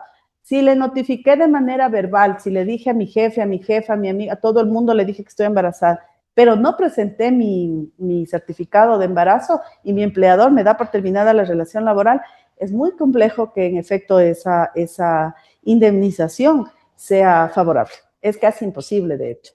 Entonces, aquí, por ejemplo, falta de acreditación del fuero, porque no sé, aquí ni siquiera explicó quién le despidió. Aquí sí no dijo nunca, fui despedida por la persona de recursos humanos. Porque si bien es cierto, en una demanda, yo no aconsejo demandar, he visto demandas que demandan a los recursos humanos, al gerente comercial, demandan a todos. Y después para citarles se vuelve un caos. Entonces, no, demandar al gerente general y puedo llamar como testigos a estas terceras personas. Eso puedo hacer. Es más, hay jueces que cuando no asisten los testigos que son requeridos, le hacen venir por comparecencia con fuerza pública. Entonces, eso ya es distinto a complicarme la vida haciendo una demanda donde se me va a volver un caos la citación. De por sí la citación es muy compleja, pero se me vuelve más caótica cuando yo lo hago así. Pero en una demanda yo jamás puedo decir, fui despedida por el Espíritu Santo por poco. No, tengo que decir, fui despedida por tal persona, tal día, tal hora, tal lugar. Es más, inmediatamente llamé o solicité auxilio a la Policía Nacional, quien acudió de inmediato a las oficinas levantando el parte policial respectivo. Y ese parte policial es mi medio de prueba. Entonces, ahí sí tengo un hecho bien relatado, un medio probatorio y una pretensión. Así se va anclando adecuadamente el tema de una demanda. ¿De acuerdo? Ahora, ¿cuál sería la forma correcta? No todavía. Terminamos. El 11 de noviembre de 2024 notifiqué mi estado de gestación a recursos humanos adjuntando el certificado médico del IES. Pese a ese conocimiento previo, el 19 de noviembre del 2024 fui desvinculada. Entonces, ahí ya le cuento una historia distinta al juez. Parece que no cambia mucho el fondo, pero es súper importante. ¿De acuerdo? Ahora, la siguiente lámina, por favor. Ahora sí. La contestación. Hasta aquí tenemos alguna pregunta sobre la presentación de la demanda. Obviamente no vamos a entrar a analizar todos los requisitos de la demanda porque nos demoraríamos prácticamente 2 horas. Son los aspectos que son más relevantes que tenemos que tomar en cuenta. ¿Tenemos alguna duda o podemos avanzar con la contestación a la demanda? Dígame. Que la mujer embarazada debe identificar es obligatorio. Sí. ¿No le alcanza el servicio que usted decía de la Corte de la 01-2025? No. El precedente 01-2025 aplica solamente para personas con discapacidad.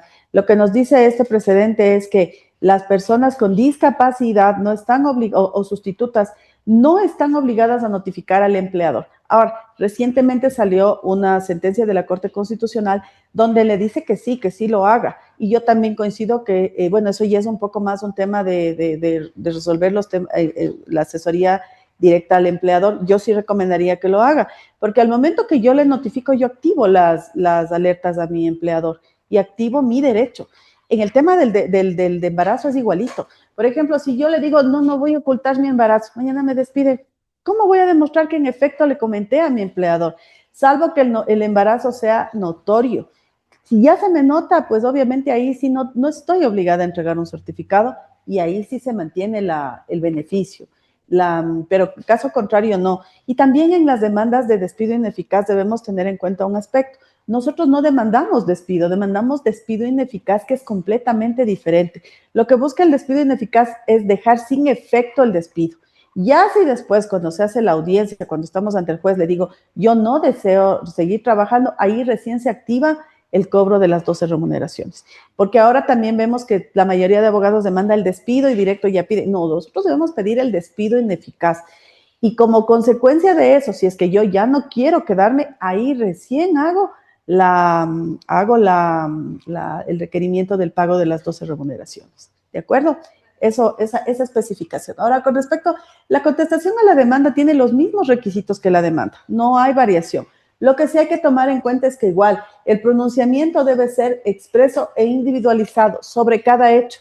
En la demanda a mí me dice, entré a trabajar en tal fecha, percibía esta remuneración, este era mi horario. Igualito tengo que irle contestando. Sí suele pasar que como a veces los hechos son tan variados, hay abogados que presentan excepción previa de error en la forma de presentar la demanda. Yo no aconsejo que lo haga. Yo ya les voy a explicar por qué, pero yo no. La impugnación de documentos del actor. La contestación a la demanda sí tiene que seguir ciertos pasos. Entre estos, formular la impugnación al actor. Por ejemplo, como les decía hace un momento, hay casos en los que el actor presenta copias simples. Yo no puedo decir pronunciarme sobre la autenticidad cuando estoy viendo a todas luces que las copias son simples. Entonces ahí se pone, no acepto la autenticidad de los documentos adjuntados en el expediente. Sin embargo, sobre su pertinencia, se analizará en el momento de procesal oportuno. ¿De acuerdo? Eso es algo que sí o sí tengo que hacer constar. La carga probatoria de la extinción patronal. Cuando me piden, por ejemplo, pago de remuneraciones, pago de IES, pago de descuentos, etcétera, décimos, utilidades, porque eso sí hay que decirlo, en las demandas siempre vienen cargadas de una serie de pretensiones que, con o sin lugar, están en la demanda. Yo sugiero igual que de una vez cuando nosotros contestemos, si yo tengo el medio probatorio, acepto, adjunto el medio probatorio y si en efecto algo le debo, mejor pongo. Acepto que le adeudo los valores correspondientes al sueldo del mes de marzo.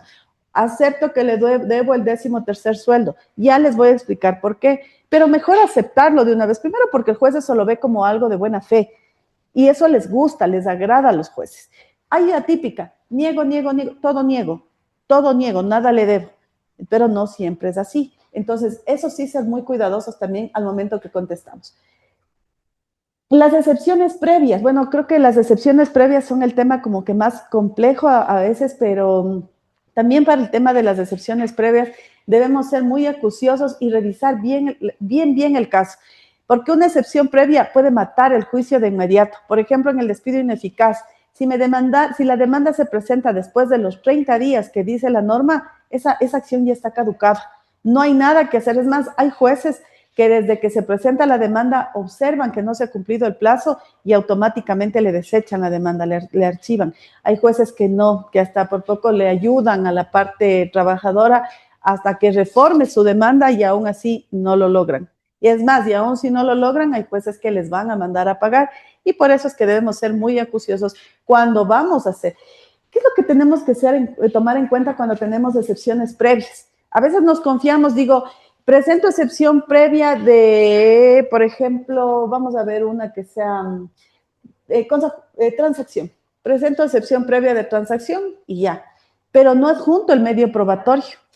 En esa contestación, cuando nosotros tenemos o vamos a proponer una contestación con excepción previa, prácticamente tenemos dos anuncios de medios de prueba que tengo que tener en la demanda, en mi contestación. En este caso, debo tener el anuncio por separado de los medios de prueba para las excepciones previas. Si yo no tengo de medio de prueba para la excepción previa, el juez no le va, no tiene forma de probar. Por ejemplo, si yo digo transacción porque tuvimos un acta de mediación, pero no adjunté el acta de mediación o quiero adjuntar después y no le anuncié en mi demanda, no hay forma. Tiene que estar anunciada en la demanda para que pueda ser producida en el momento de la validez, del saneamiento del proceso. Si no, ya me quedé sin oportunidad. Con respecto a las excepciones previas, bueno, también dentro del material que se les va a entregar se ha hecho una pequeña matriz con ciertos ejemplos en materia laboral para que ustedes puedan identificar en qué casos proceden las excepciones previas. Otra excepción previa, por ejemplo, la falta de legitimación por personería. En este caso, por ejemplo, lo típico, los gerentes van cambiando. Ahora es el gerente, por ejemplo, María Belén es la gerente de la empresa Grupo A. Entonces ya María Belén fue gerente. Presentan la demanda contra María Belén, pero resulta que en el transcurso de la demanda María Belén ya no es la gerente y es Karen, es la actual gerente. Ahí podemos presentar excepción previa de falta de legitimación. Entonces presento y no es que el juez me va a archivar la demanda, me va a decir simplemente vamos a subsanar y vamos a darle 6 días para que usted pueda colocar y citar y hacer lo pertinente con la persona que es el gerente general actual. Entonces, hay excepciones previas subsanables y no subsanables. Lo importante es que nosotros en el momento oportuno podamos justificar. Si me perdí el momento oportuno, se acabó, ya no hay otro momento para ese tema. Medios probatorios igual, estos son referenciales para la defensa del empleador. Entre los medios más comunes, igualmente, los documentos de aviso de entrada, aviso de salida, materialización de los sistemas del IES, del SUD, del SRI, los roles de pago. Los roles de pago acompañen siempre la transferencia del pago efectuada. Siempre, porque si es que adjunté el rol y no la transferencia, el juez no le importa si usted pagó, le va a mandar a pagar. En cuanto a los décimos, de igual manera, hay que extraer del sistema del SUD, no el décimo que tiene mi cliente y me lleva una copia, no, ni tampoco la copia notarizada, extraiga el décimo del SUD directamente. En el SUD nosotros tenemos el documento que es o fiel copia del original, también suelen llevar. Yo no les recomiendo que lo hagan porque al menos yo les impugnaría esa prueba. ¿Por qué razón? Porque estos son medios que salen de un sistema. Y los medios que son extraídos desde un sistema, tiene que demostrarse el origen. El origen es el sistema único de trabajo donde se registra en las plataformas. De ahí descargo el formulario y adjunto. De igual manera, las transferencias bancarias. Pasa mucho que los empleadores no guardan las transferencias bancarias. Es más, transfieren, pasan un mes y ya no pueden accesar. Ahí tengo que pedir auxilio judicial. ¿Para qué? Para que el banco me entregue esas transferencias bancarias y yo poder entregar al juez. Cuando yo recibo la demanda, tengo 15 días para contestar. Solamente en despido ineficaz tengo 10, pero aquí tengo 15 días. Entonces, en esos 15 días tengo que pedir de inmediato esa prueba. Si no me entregaron en los 15 días, no se confíe. Pida también en su anuncio probatorio. De hecho, yo lo hago así. Aún si es que pido el anuncio probatorio. ¿Por qué razón? Porque a veces cuando nosotros vamos a juicio, no siempre nos encontramos con abogados que conocen derecho laboral o abogados que litiguen de buena fe y nos dicen, no reconozco el pago, esas son copias simples, no son emitidas por el banco. Entonces ahí, ¿qué es lo que nosotros tenemos que hacer? Decirle, señor juez, ofíciese al banco tal para que envíe las transferencias bancarias efectuadas desde la cuenta tal a la cuenta tal a nombre del beneficiario, señor XYZ. Entonces, ahí sí yo estoy sustentando esos medios de prueba. Porque si es que yo adjunto el formulario, pero no adjunté el pago, yo le objeto. Porque yo también puedo decir, este es un formulario que está ingresado en sistema. ¿Dónde está la constancia del pago? Aún si está firmado, yo le objeto. ¿De acuerdo? En la declaración de parte y la declaración de los testigos, creo que no está por demás. Hay mucha gente que dice, no, vamos a ver cómo va fluyendo el juicio y según... Debemos llevar preparado al cliente. Ya vamos a ver por qué. Y la declaración de parte igual pida siempre. Testigos puede pedir siempre. Al final no importa si esos testigos o la declaración de parte yo ya no necesito, pero pida siempre en su contestación. ¿Por qué razón? Porque puede ser que algún medio me falle o que en efecto en nueva prueba la parte actora me saque otros medios de prueba que yo no sabía. Estas pruebas me salvan. Entonces, eso al menos yo sí recomiendo incluir esos medios probatorios. En los errores frecuentes, como les decía hace un momento, alegar el abandono sin visto bueno, error fatal. Confundir excepciones de fondo con excepciones previas. Pasa, también pasa. Y eso es gravísimo porque la excepción, defender la excepción previa nos puede quitar, o sea, acaba el juicio, puede acabar el juicio en 1 hora, en media hora que empieza la audiencia. Preclusión probatoria al contestar y no adjuntar los medios de prueba para su defensa. Tomar en cuenta que no es que yo voy a ver después que adjunto. Todos los medios de prueba deben ir en la contestación porque nosotros no tenemos acceso a nueva prueba. Negativa general, decir de forma general o evasiva los hechos, o lo contrario, excesiva. A veces contestamos, niego el despido intempestivo porque el trabajador era un empleado muy desordenado, incumplía reiteradamente sus funciones. Cuando le mandamos que deposite un cheque, resulta que se fue y perdió el cheque. Eso al juez no le interesa. Si usted no sancionó a su trabajador con un visto bueno, que es lo que la ley le permite, al juez no le interesan esos hechos. Si niega los hechos, ¿por qué niega los hechos? Pero ojo, tampoco es que voy a decir niego los hechos y ya, porque si usted lo hace, el juez, hay jueces que le van a tomar como incompleta su contestación y le van a mandar a completar, ¿de acuerdo? Particularmente hay uno de los jueces que es el doctor Rodrigo Salazar. Él es muy minucioso con el tema de las contestaciones a la demanda. Entonces su contestación a la demanda tiene que especificar por qué niega. Entonces ahí es donde ¿a dónde me voy? Al relato de los hechos del actor. A veces el actor hace un caos cronológico de su exposición. Ese caos me sirve y en ese caos es donde yo tengo que ir armando mi contestación. Coincide, no sé si en los casos que yo manejo, casi todos los casos me llegan con hechos así mezclados. Prácticamente el relato de los hechos es terrible. Entonces, de eso es donde yo tomo la referencia para ir haciendo mi contestación a la demanda. En la que les compartí, van a poder analizar un poco más claramente cómo está cómo se hace esa estructura de la contestación. Ahora, ¿qué es lo que tenemos que hacer? Bueno, este es igual un caso real. ¿Qué es lo que pasa? Siempre hacen la terminación del contrato dentro del periodo de prueba, aunque esto ya lo analizamos hace un poquito, pero siempre es importante. La terminación sin contrato. Un caso tenemos justo de un trabajador que estaba bajo contrato de obra, pero es un trabajador que con el tiempo adquirió discapacidad y el contrato le hicieron en el 2017. Entonces, no sé si el empleador pensó que ese contrato se va renovando automáticamente. Esos contratos ya no se van renovando automáticamente. Ojo, ¿no? Aviso de salida, terminación de contrato y el contrato firmado hace 5 años atrás. Eso es despido y es persona con discapacidad. Entonces ya no solo tengo el riesgo de la indemnización regular, sino de la indemnización contenida en la Ley Orgánica de Discapacidades. Entonces, mucho cuidado en esa parte. Igual el abandono del trabajo y la falta de pago de remuneraciones. Ahí también hay un error bien frecuente que los empleadores a veces, aunque no crean, pagan en efectivo.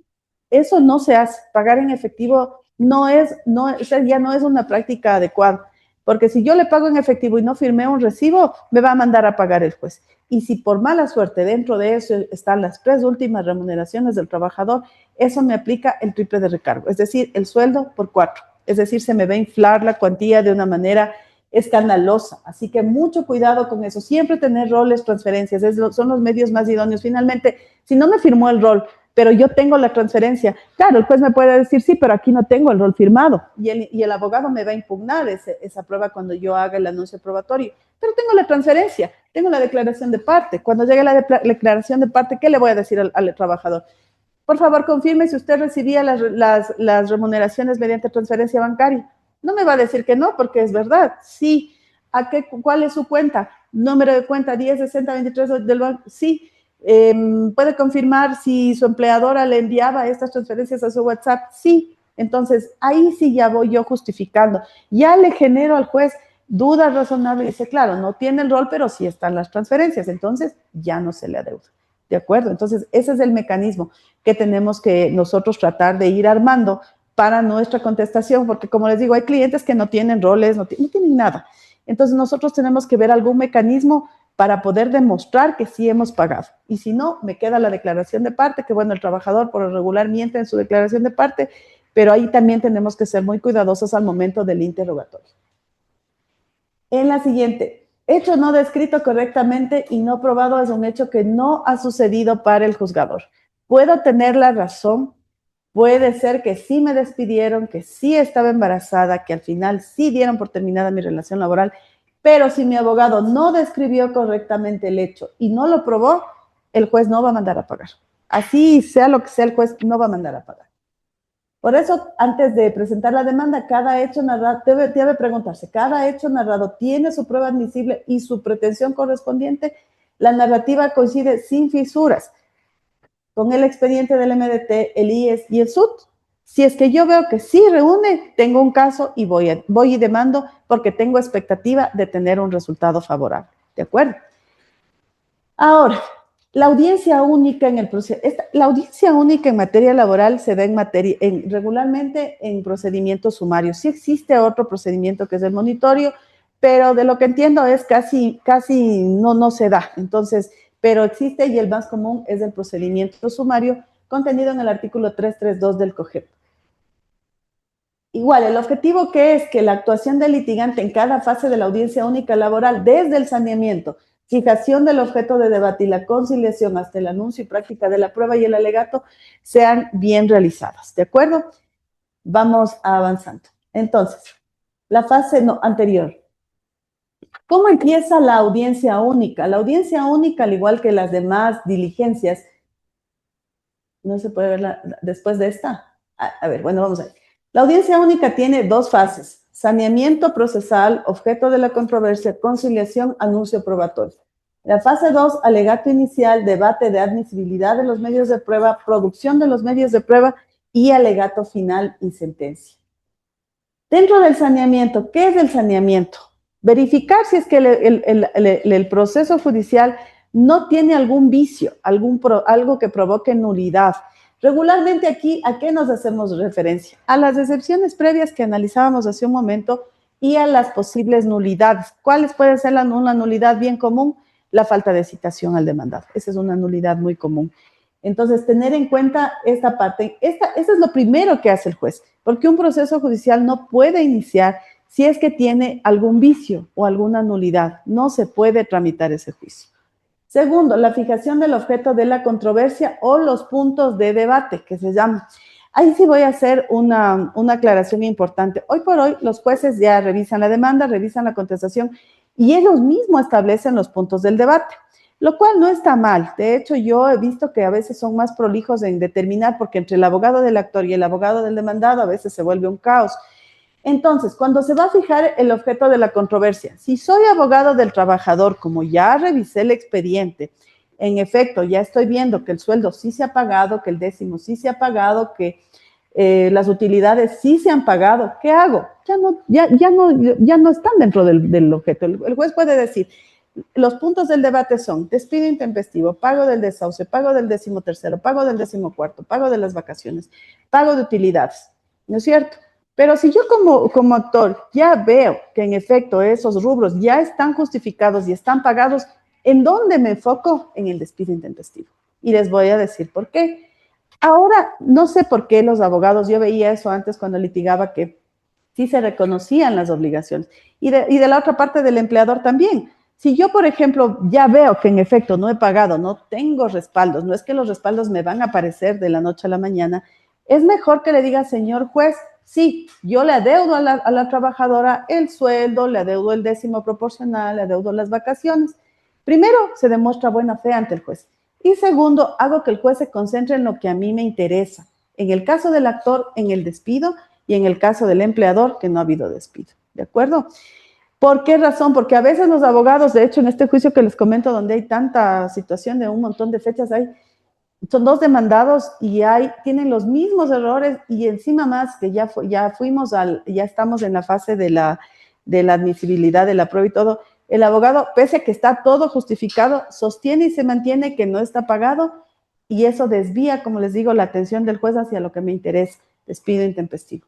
Entonces, a veces pasa eso, los abogados no sé por qué lo hacen, pero quieren litigar sobre todo, obligaciones que ya están probadas. Eso no hagamos, evitemos, porque eso va a desviar la atención del juez, va a cansar inclusive al juez, y el juez, desde la primera actuación del abogado, ya ve y dice, no, esto, o sea, ya hasta uno queda mal con el juez. Entonces hay que ser bien cuidadosos con eso.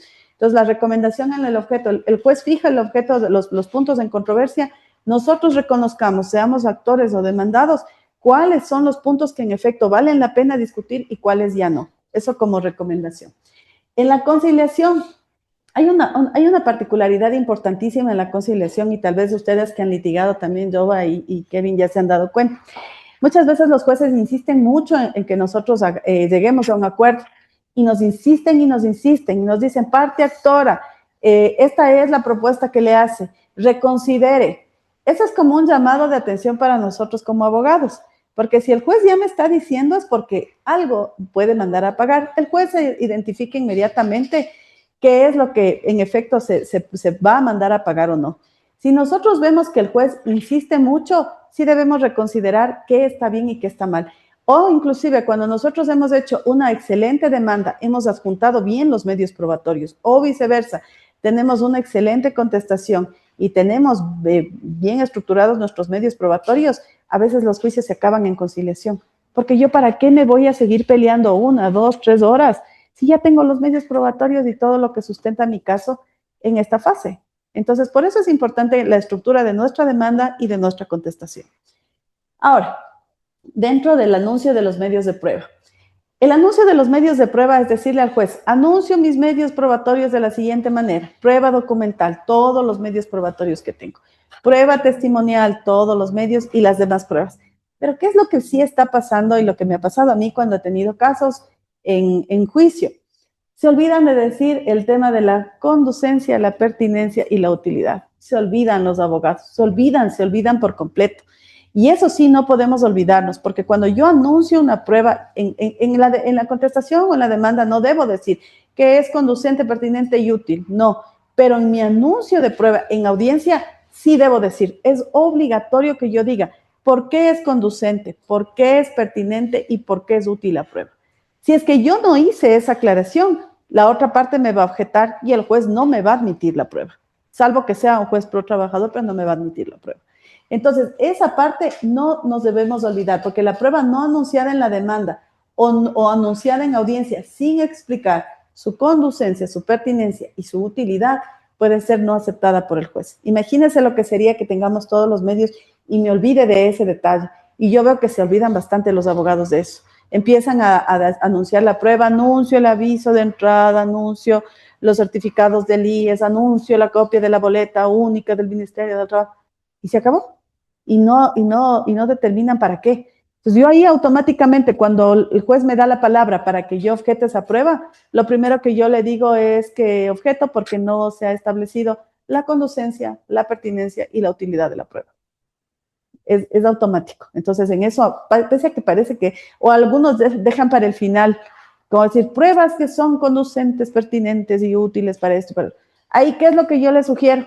Pregúntele al juez cuando esté en audiencia. Dígale, señor juez, voy a hacer mi anuncio probatorio. ¿Puedo explicar la pertinencia, conducencia y utilidad por cada medio probatorio? Si el juez le dice no, puede hacerlo, lo hace así. Siempre es mejor preguntarle al juez, sobre todo cuando litigamos con jueces que son de provincia, porque los jueces de provincia también tienen criterio muy distinto. Los jueces de aquí de por sí ya tienen cada uno su criterio, los de provincia todavía más. Entonces, podemos preguntarle para no cometer errores, ¿de acuerdo? La siguiente, por favor. Estándares de validez probatoria en materia laboral. En materia laboral, como les decía hace un momento, el derecho laboral es un derecho muy técnico y es un derecho que sí exige cierto rigor. ¿Qué es lo que tenemos que hacer en la evidencia digital? Materializar.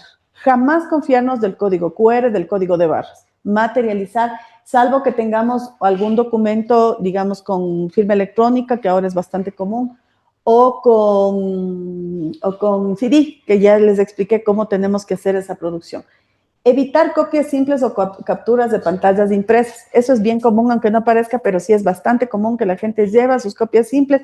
Llevarme un aviso del IES generado así, por ejemplo, este es un formulario de 10º, ¿no es cierto? Este formulario, si yo le veo en el expediente, es copia simple. Pero si yo le tengo una razón de materialización, cambia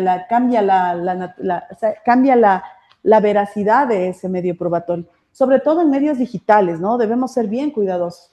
En la regla testimonial, explicar al testigo y al cliente la dinámica de la audiencia. No podemos llegar a la audiencia para que recién el cliente se entere qué será la audiencia.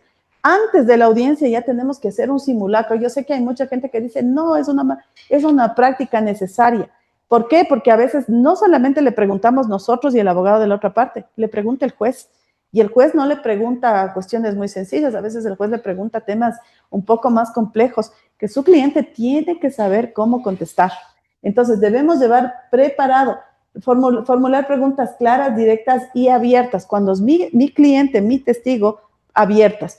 Cuando cuando estamos en interrogatorios de la contraparte, cerradas, porque a mí no me interesa que empiecen a hablar y a contar todo el relato. Advertir sobre como les decía, sobre el contrainterrogatorio, las objeciones e incluso por parte, las preguntas que se dan incluso por parte del juez. ¿Qué es lo que yo hago siempre, por ejemplo, las objeciones? Puede ser que consideren que a veces es malo, pero objetemos siempre. Yo objeto porque a veces se pone nervioso el abogado de la contraparte y ya no sabe cómo va a preguntar. Objetemos nomás. El juez me rechaza, no ha pasado nada. Preguntemos. Hay jueces que no le dejan ni preguntar y le objetan de cajón, porque hay jueces que son, como les digo, muy pro trabajador. Pero no importa, nosotros vamos preparados con un buen pliego de preguntas y con varias preguntas para estar, si me niegan la una, le hago otra y así sucesivamente. Entonces, siempre ir preparados con el tema de las preguntas. No olvidemos que la declaración de parte por sí sola no es prueba. De igual manera, hace poco se emitió un criterio de la Corte Nacional donde ya se establece que la declaración de parte por sí sola no es medio de prueba suficiente. Entonces, no es que yo tengo solo la declaración de mi cliente y con eso gano el juicio. Debe ser honesto con su cliente y decirle, no tengo medios de prueba. Si quiere que demandemos, estos son los riesgos, no tengo medios. Pero si tengo medios, anclarlos con la declaración de parte es lo mejor. El alegato inicial. En el alegato inicial también hemos visto bastantes errores que empiezan a leer la demanda. Ni siquiera es que hacen un resumen, empiezan a leer la demanda. Eso no debemos hacer, eso les molesta a los jueces. Cuando hago un alegato inicial, claro que le tengo que decir, ingresé a trabajar en tal lugar, en tal hora, ingresé en tal fecha, era el valor de mi remuneración, era mi horario de trabajo. El despido intempestivo se da en tal fecha, a tal hora. Para demostrar el despido intempestivo, contaré en esta audiencia se producirán los varios medios probatorios, entre estos, notificación del despido, aviso de salida. Eso es lo que tiene que oír el juez, ¿de acuerdo? Y por lo indicado, solicito se acepte mi demanda. Eso es el alegato. Si yo llego a leerle la demanda al juez, eso les molesta a los jueces de trabajo, a todos los jueces sin excepción. Eso no es un alegato. Y además, si es que yo empiezo a divagar, más yo he tenido práctica y abogados donde les leen la demanda hasta con los mismos errores que ya tuvieron en las demandas. Error, explicar bien las pretensiones, explicar los hechos claros, la promesa probatoria, nuestra postura en la sala, nunca sentados. Yo al menos sugiero que no estén sentados en la sala para cuando den sus intervenciones, de preferencia de pie. Hay jueces que dicen, tome asiento, es distinto, pero siempre de pie. Hay jueces que tampoco les gusta que usted esté sentado. Y si la audiencia es telemática, igual manera, usted tiene que tener ya su expediente escaneado. El juez no le va a mandar el expediente. Su postura, inclusive dentro, en el espacio que usted tiene que ser adecuada. ¿Por qué razón? Porque a los jueces les molesta que los abogados, hay abogados que inclusive desde el teléfono hacen sus audiencias de casación, y yo no entiendo cómo lo hacen, pero lo hacen. Eso no se hace, eso deja muy, muy mal a uno como abogado defensor. En cuanto a la parte demandada, exactamente igual, explicar. En este caso, no procede el despido por tal razón, explicarle al juez. En esta audiencia se adjuntarán los medios probatorios que acreditan la inexistencia del despido intempestivo, por lo que solicito que se rechace la demanda. No necesito un alegato inicial de 10 minutos, además que hay jueces que nos dan solamente 5 minutos para el alegato. Entonces, ser muy cuidadosos al momento que nosotros damos esta primera versión. Esta es nuestra primera impresión para los jueces. El examen y debate de admisibilidad. Igual, como sabemos, lo que hace una vez que nosotros hemos anunciado las pruebas, el juez va a admitir las pruebas, va a decir, esta sí le admito, esta no le admito. ¿Hay alguna prueba que de pronto nosotros no nos admitieron? nosotros tenemos que en ese momento apelar, en ese momento, no después de una hora, no al final, en ese momento. El juez dice, se admiten estas pruebas, aviso de entrada, aviso de salida, declaración de parte, declaración de testigos. No se admiten mensajes de WhatsApp porque no reúnen los requisitos. Hasta aquí el autointerlocutorio de admisibilidad de los medios de prueba. Silencio, empieza. ¿Qué hace usted, Jovita, ese momento? Apelo con efecto diferido. Apelo con efecto diferido. Nada más, una línea. Si yo me espero hasta que la otra parte intervenga, se acabó mi oportunidad. ¿De acuerdo? Y también ahora hay la ventaja que yo también puedo, yo impugné los medios de prueba de mi contraparte. Antes no había esa posibilidad de que nosotros apelemos sobre esas impugnaciones, ahora sí. Yo puedo apelar también de algún medio probatorio que fue producido por la contraparte. ¿De acuerdo? Igual, apelo la prueba de la parte demandada, por eso tenemos que ir anotando. De hecho, en la ficha que se les va a entregar, ustedes pueden ahí, pueden acomodarle, pueden mejorarle, lo que sea. Y ahí ustedes van a poner prueba admitida por, es más, yo ya llevo descrita los medios probatorios. Y ahí pongo admitida, negada, esto, impugnar, impugne. ¿De acuerdo? Porque si usted no hace ahí, ya no hay momento posterior. Es muy importante este debate de admisibilidad de la prueba. Ahora, la producción de la prueba. La producción de la prueba, como les explicaba hace un momento, es leer la parte pertinente del documento o del documento más que nada que nosotros vamos a entregarle ese momento al juez. Pero no basta solamente con tener la parte medular. Yo tengo que poner en conocimiento de la otra parte. Entonces yo leo, ¿no es cierto?, mi medio probatorio y digo, y por principio de contradicción pongo en conocimiento de la parte actora demandada. Hay abogados que sí se olvidan del principio de contradicción y sobre todo cuando son audiencias telemáticas, dicen, bueno, ¿y cómo le pongo el principio de contradicción? Pregúntele al juez, pregúntele al juez. ¿Por qué? Porque yo en físico, claro, le voy a poner así a la parte, le voy a exhibir. En audiencia telemática mi expediente ya tiene que estar así, tiene que estar escaneado, tiene que estar señalada la parte que yo necesito que lea. Y tiene que preguntarle al juez, señor juez, en este caso, al encontrarnos realizando la audiencia de forma telemática, pongo a través si me permite compartir la pantalla, pongo de una vez, por principio de contradicción, pongo a consideración de la otra parte. En ese momento, no se olvide de esa parte porque eso exige el COGEP, cómo nosotros tenemos que hacer la producción de la prueba. En la testimonial, igual el tema de las preguntas y en la producción de prueba digital, los aspectos que ya se han explicado. El alegato de clausura. El alegato de clausura a veces es medio cómico con los abogados porque empiezan nuevamente a hablar sobre que ingresé a trabajar en la empresa el 1 de febrero y otra vez empezamos a recordar todo lo anterior. El alegato de clausura es básicamente decirle al juez, señor juez, en esta audiencia, la parte actora tenía la obligación de demostrar la existencia del despido intempestivo, hecho que sí se ha justificado por estas razones. Como obra en el documento de Foja 125 que ha sido producido en esta audiencia, donde claramente consta, el señor Juan Pérez despidió al señor tal, o en el aviso de salida consta, abandono del lugar de trabajo. Y en esta audiencia no se ha justificado por parte del empleador que dicho abandono en efecto haya ocurrido. Eso es decir un alegato de clausura. No es decirle al juez que el trabajador es un ser humano pobre, que el trabajador tiene su familia, porque eso ya se sobreentiende. Aquí lo que le tengo que decir al juez es, señor juez, sí probé mi caso, sí probé el despido, sí probé que no le pagaron los sueldos. Yo tengo, al menos siempre lo hago a través siempre hago énfasis cuando llevo siempre mi expediente, le digo, a Fojas tal, se ve tal, porque el juez ese rato anota, porque el juez en el mundo de cosas que tienen que hacer nuestros jueces laborales, porque hay una carga laboral terrible, no va a decir, pues, ¿dónde estaría la renuncia de la señora? ¿O dónde estaría el aviso de salida? Pues no lo va a hacer, nosotros tenemos que decirle. Señor juez, en esta audiencia se ha aprobado el despido ineficaz. ¿Por qué? Porque tal como se desprende del correo electrónico materializado que obra Fojas 25, Mi empleador sí tuvo conocimiento de mi estado de gestación y pese a ello me despidió. Ahí ya cambia, porque ahí inclusive la retórica que le doy al juez es distinta. Y si yo le digo incluso en qué foja está, es fantástico, porque ese momento el juez anota y cuando vaya a hacer su resolución va a decir, sí, en efecto, aquí está justificado o no, no hay prueba, ¿no es cierto? Esa es la forma correcta de cerrar un alegato. Cada hecho que yo reclamé, acordémonos que en la demanda yo tenía un hecho, una pretensión, un medio probatorio.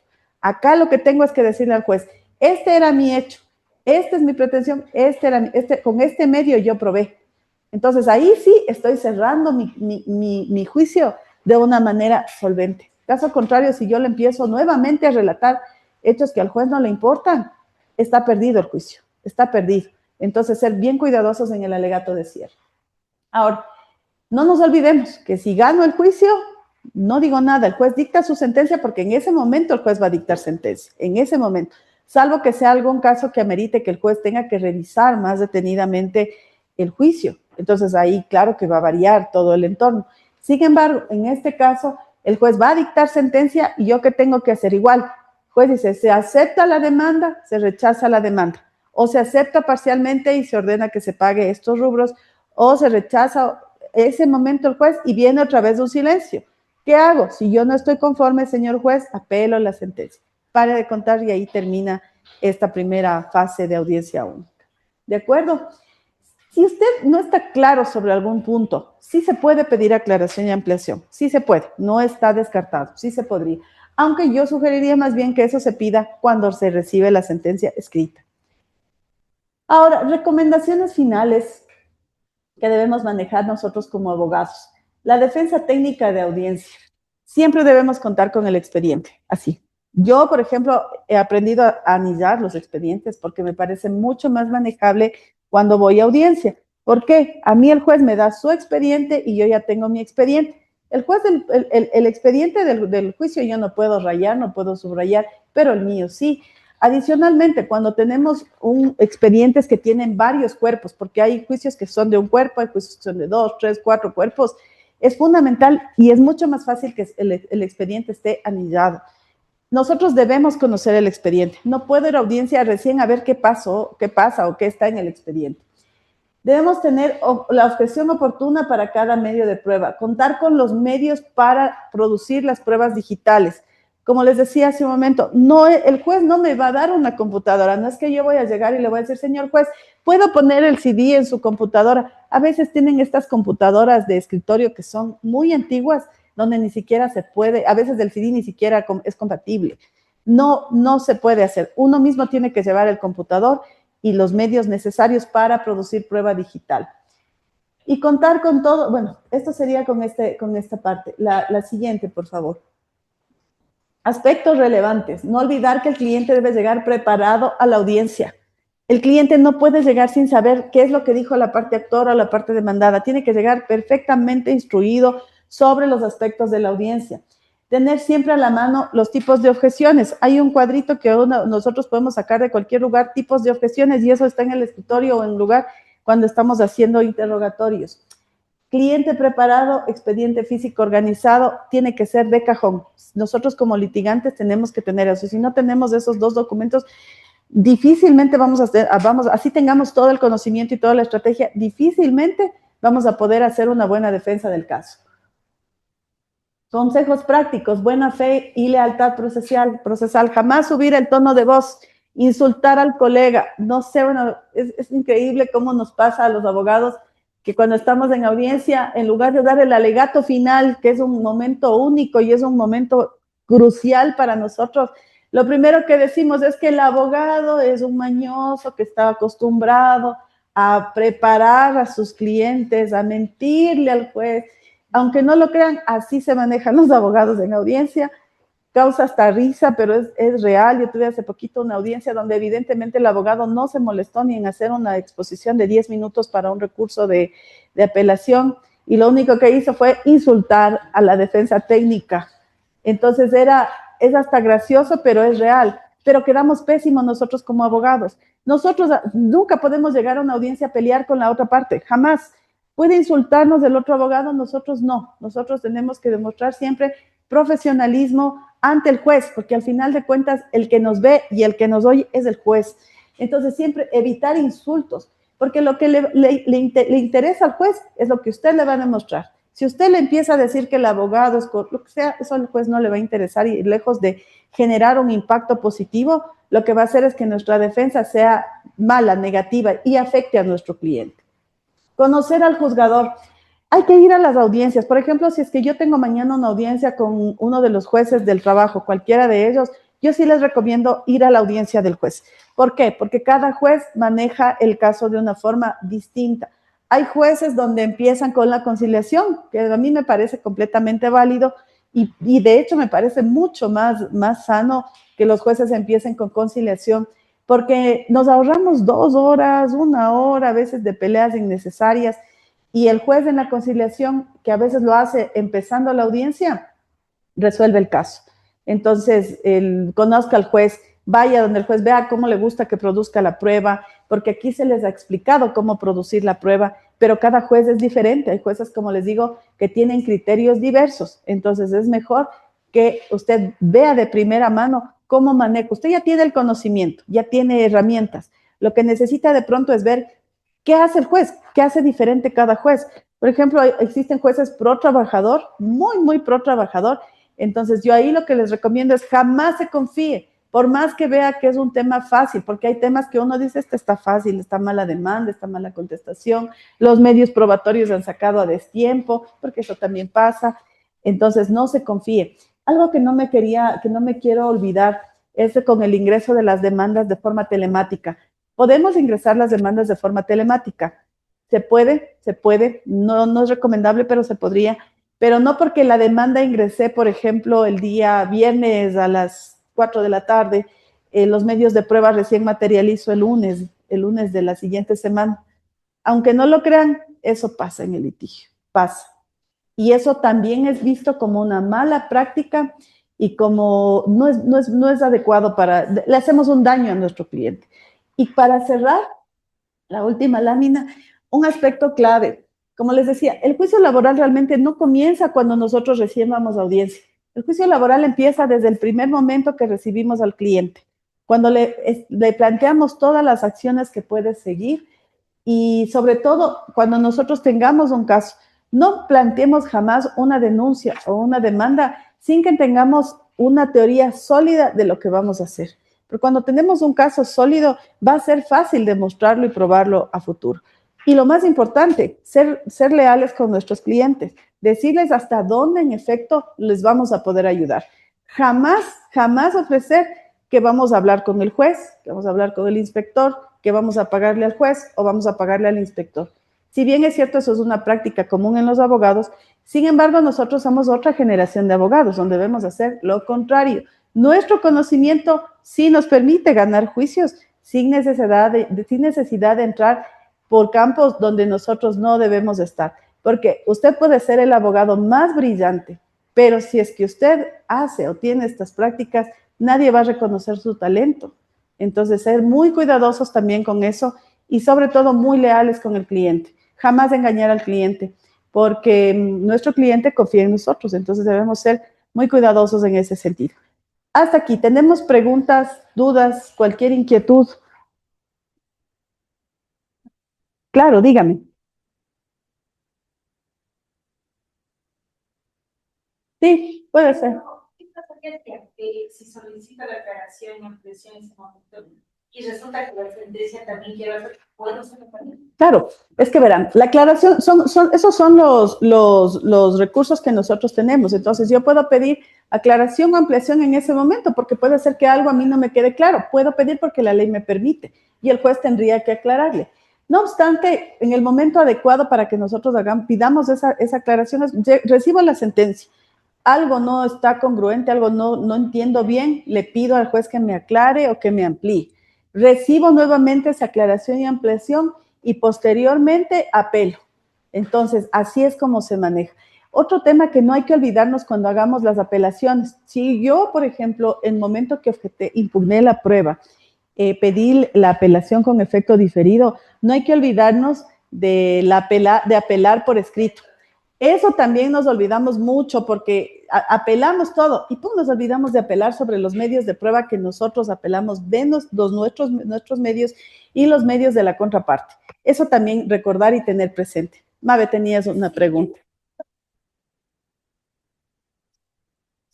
Por ejemplo, Sí. por parte del empleador, si nosotros entregamos un inventario a una trabajadora y en el momento que hacemos una revisión, por ejemplo, puede llegar a faltar, le entregamos de 5.000, Sí. puede llegar a faltar $1.000. Ya. Y la trabajadora no tiene forma de justificar ese monto. Ya. Y entonces...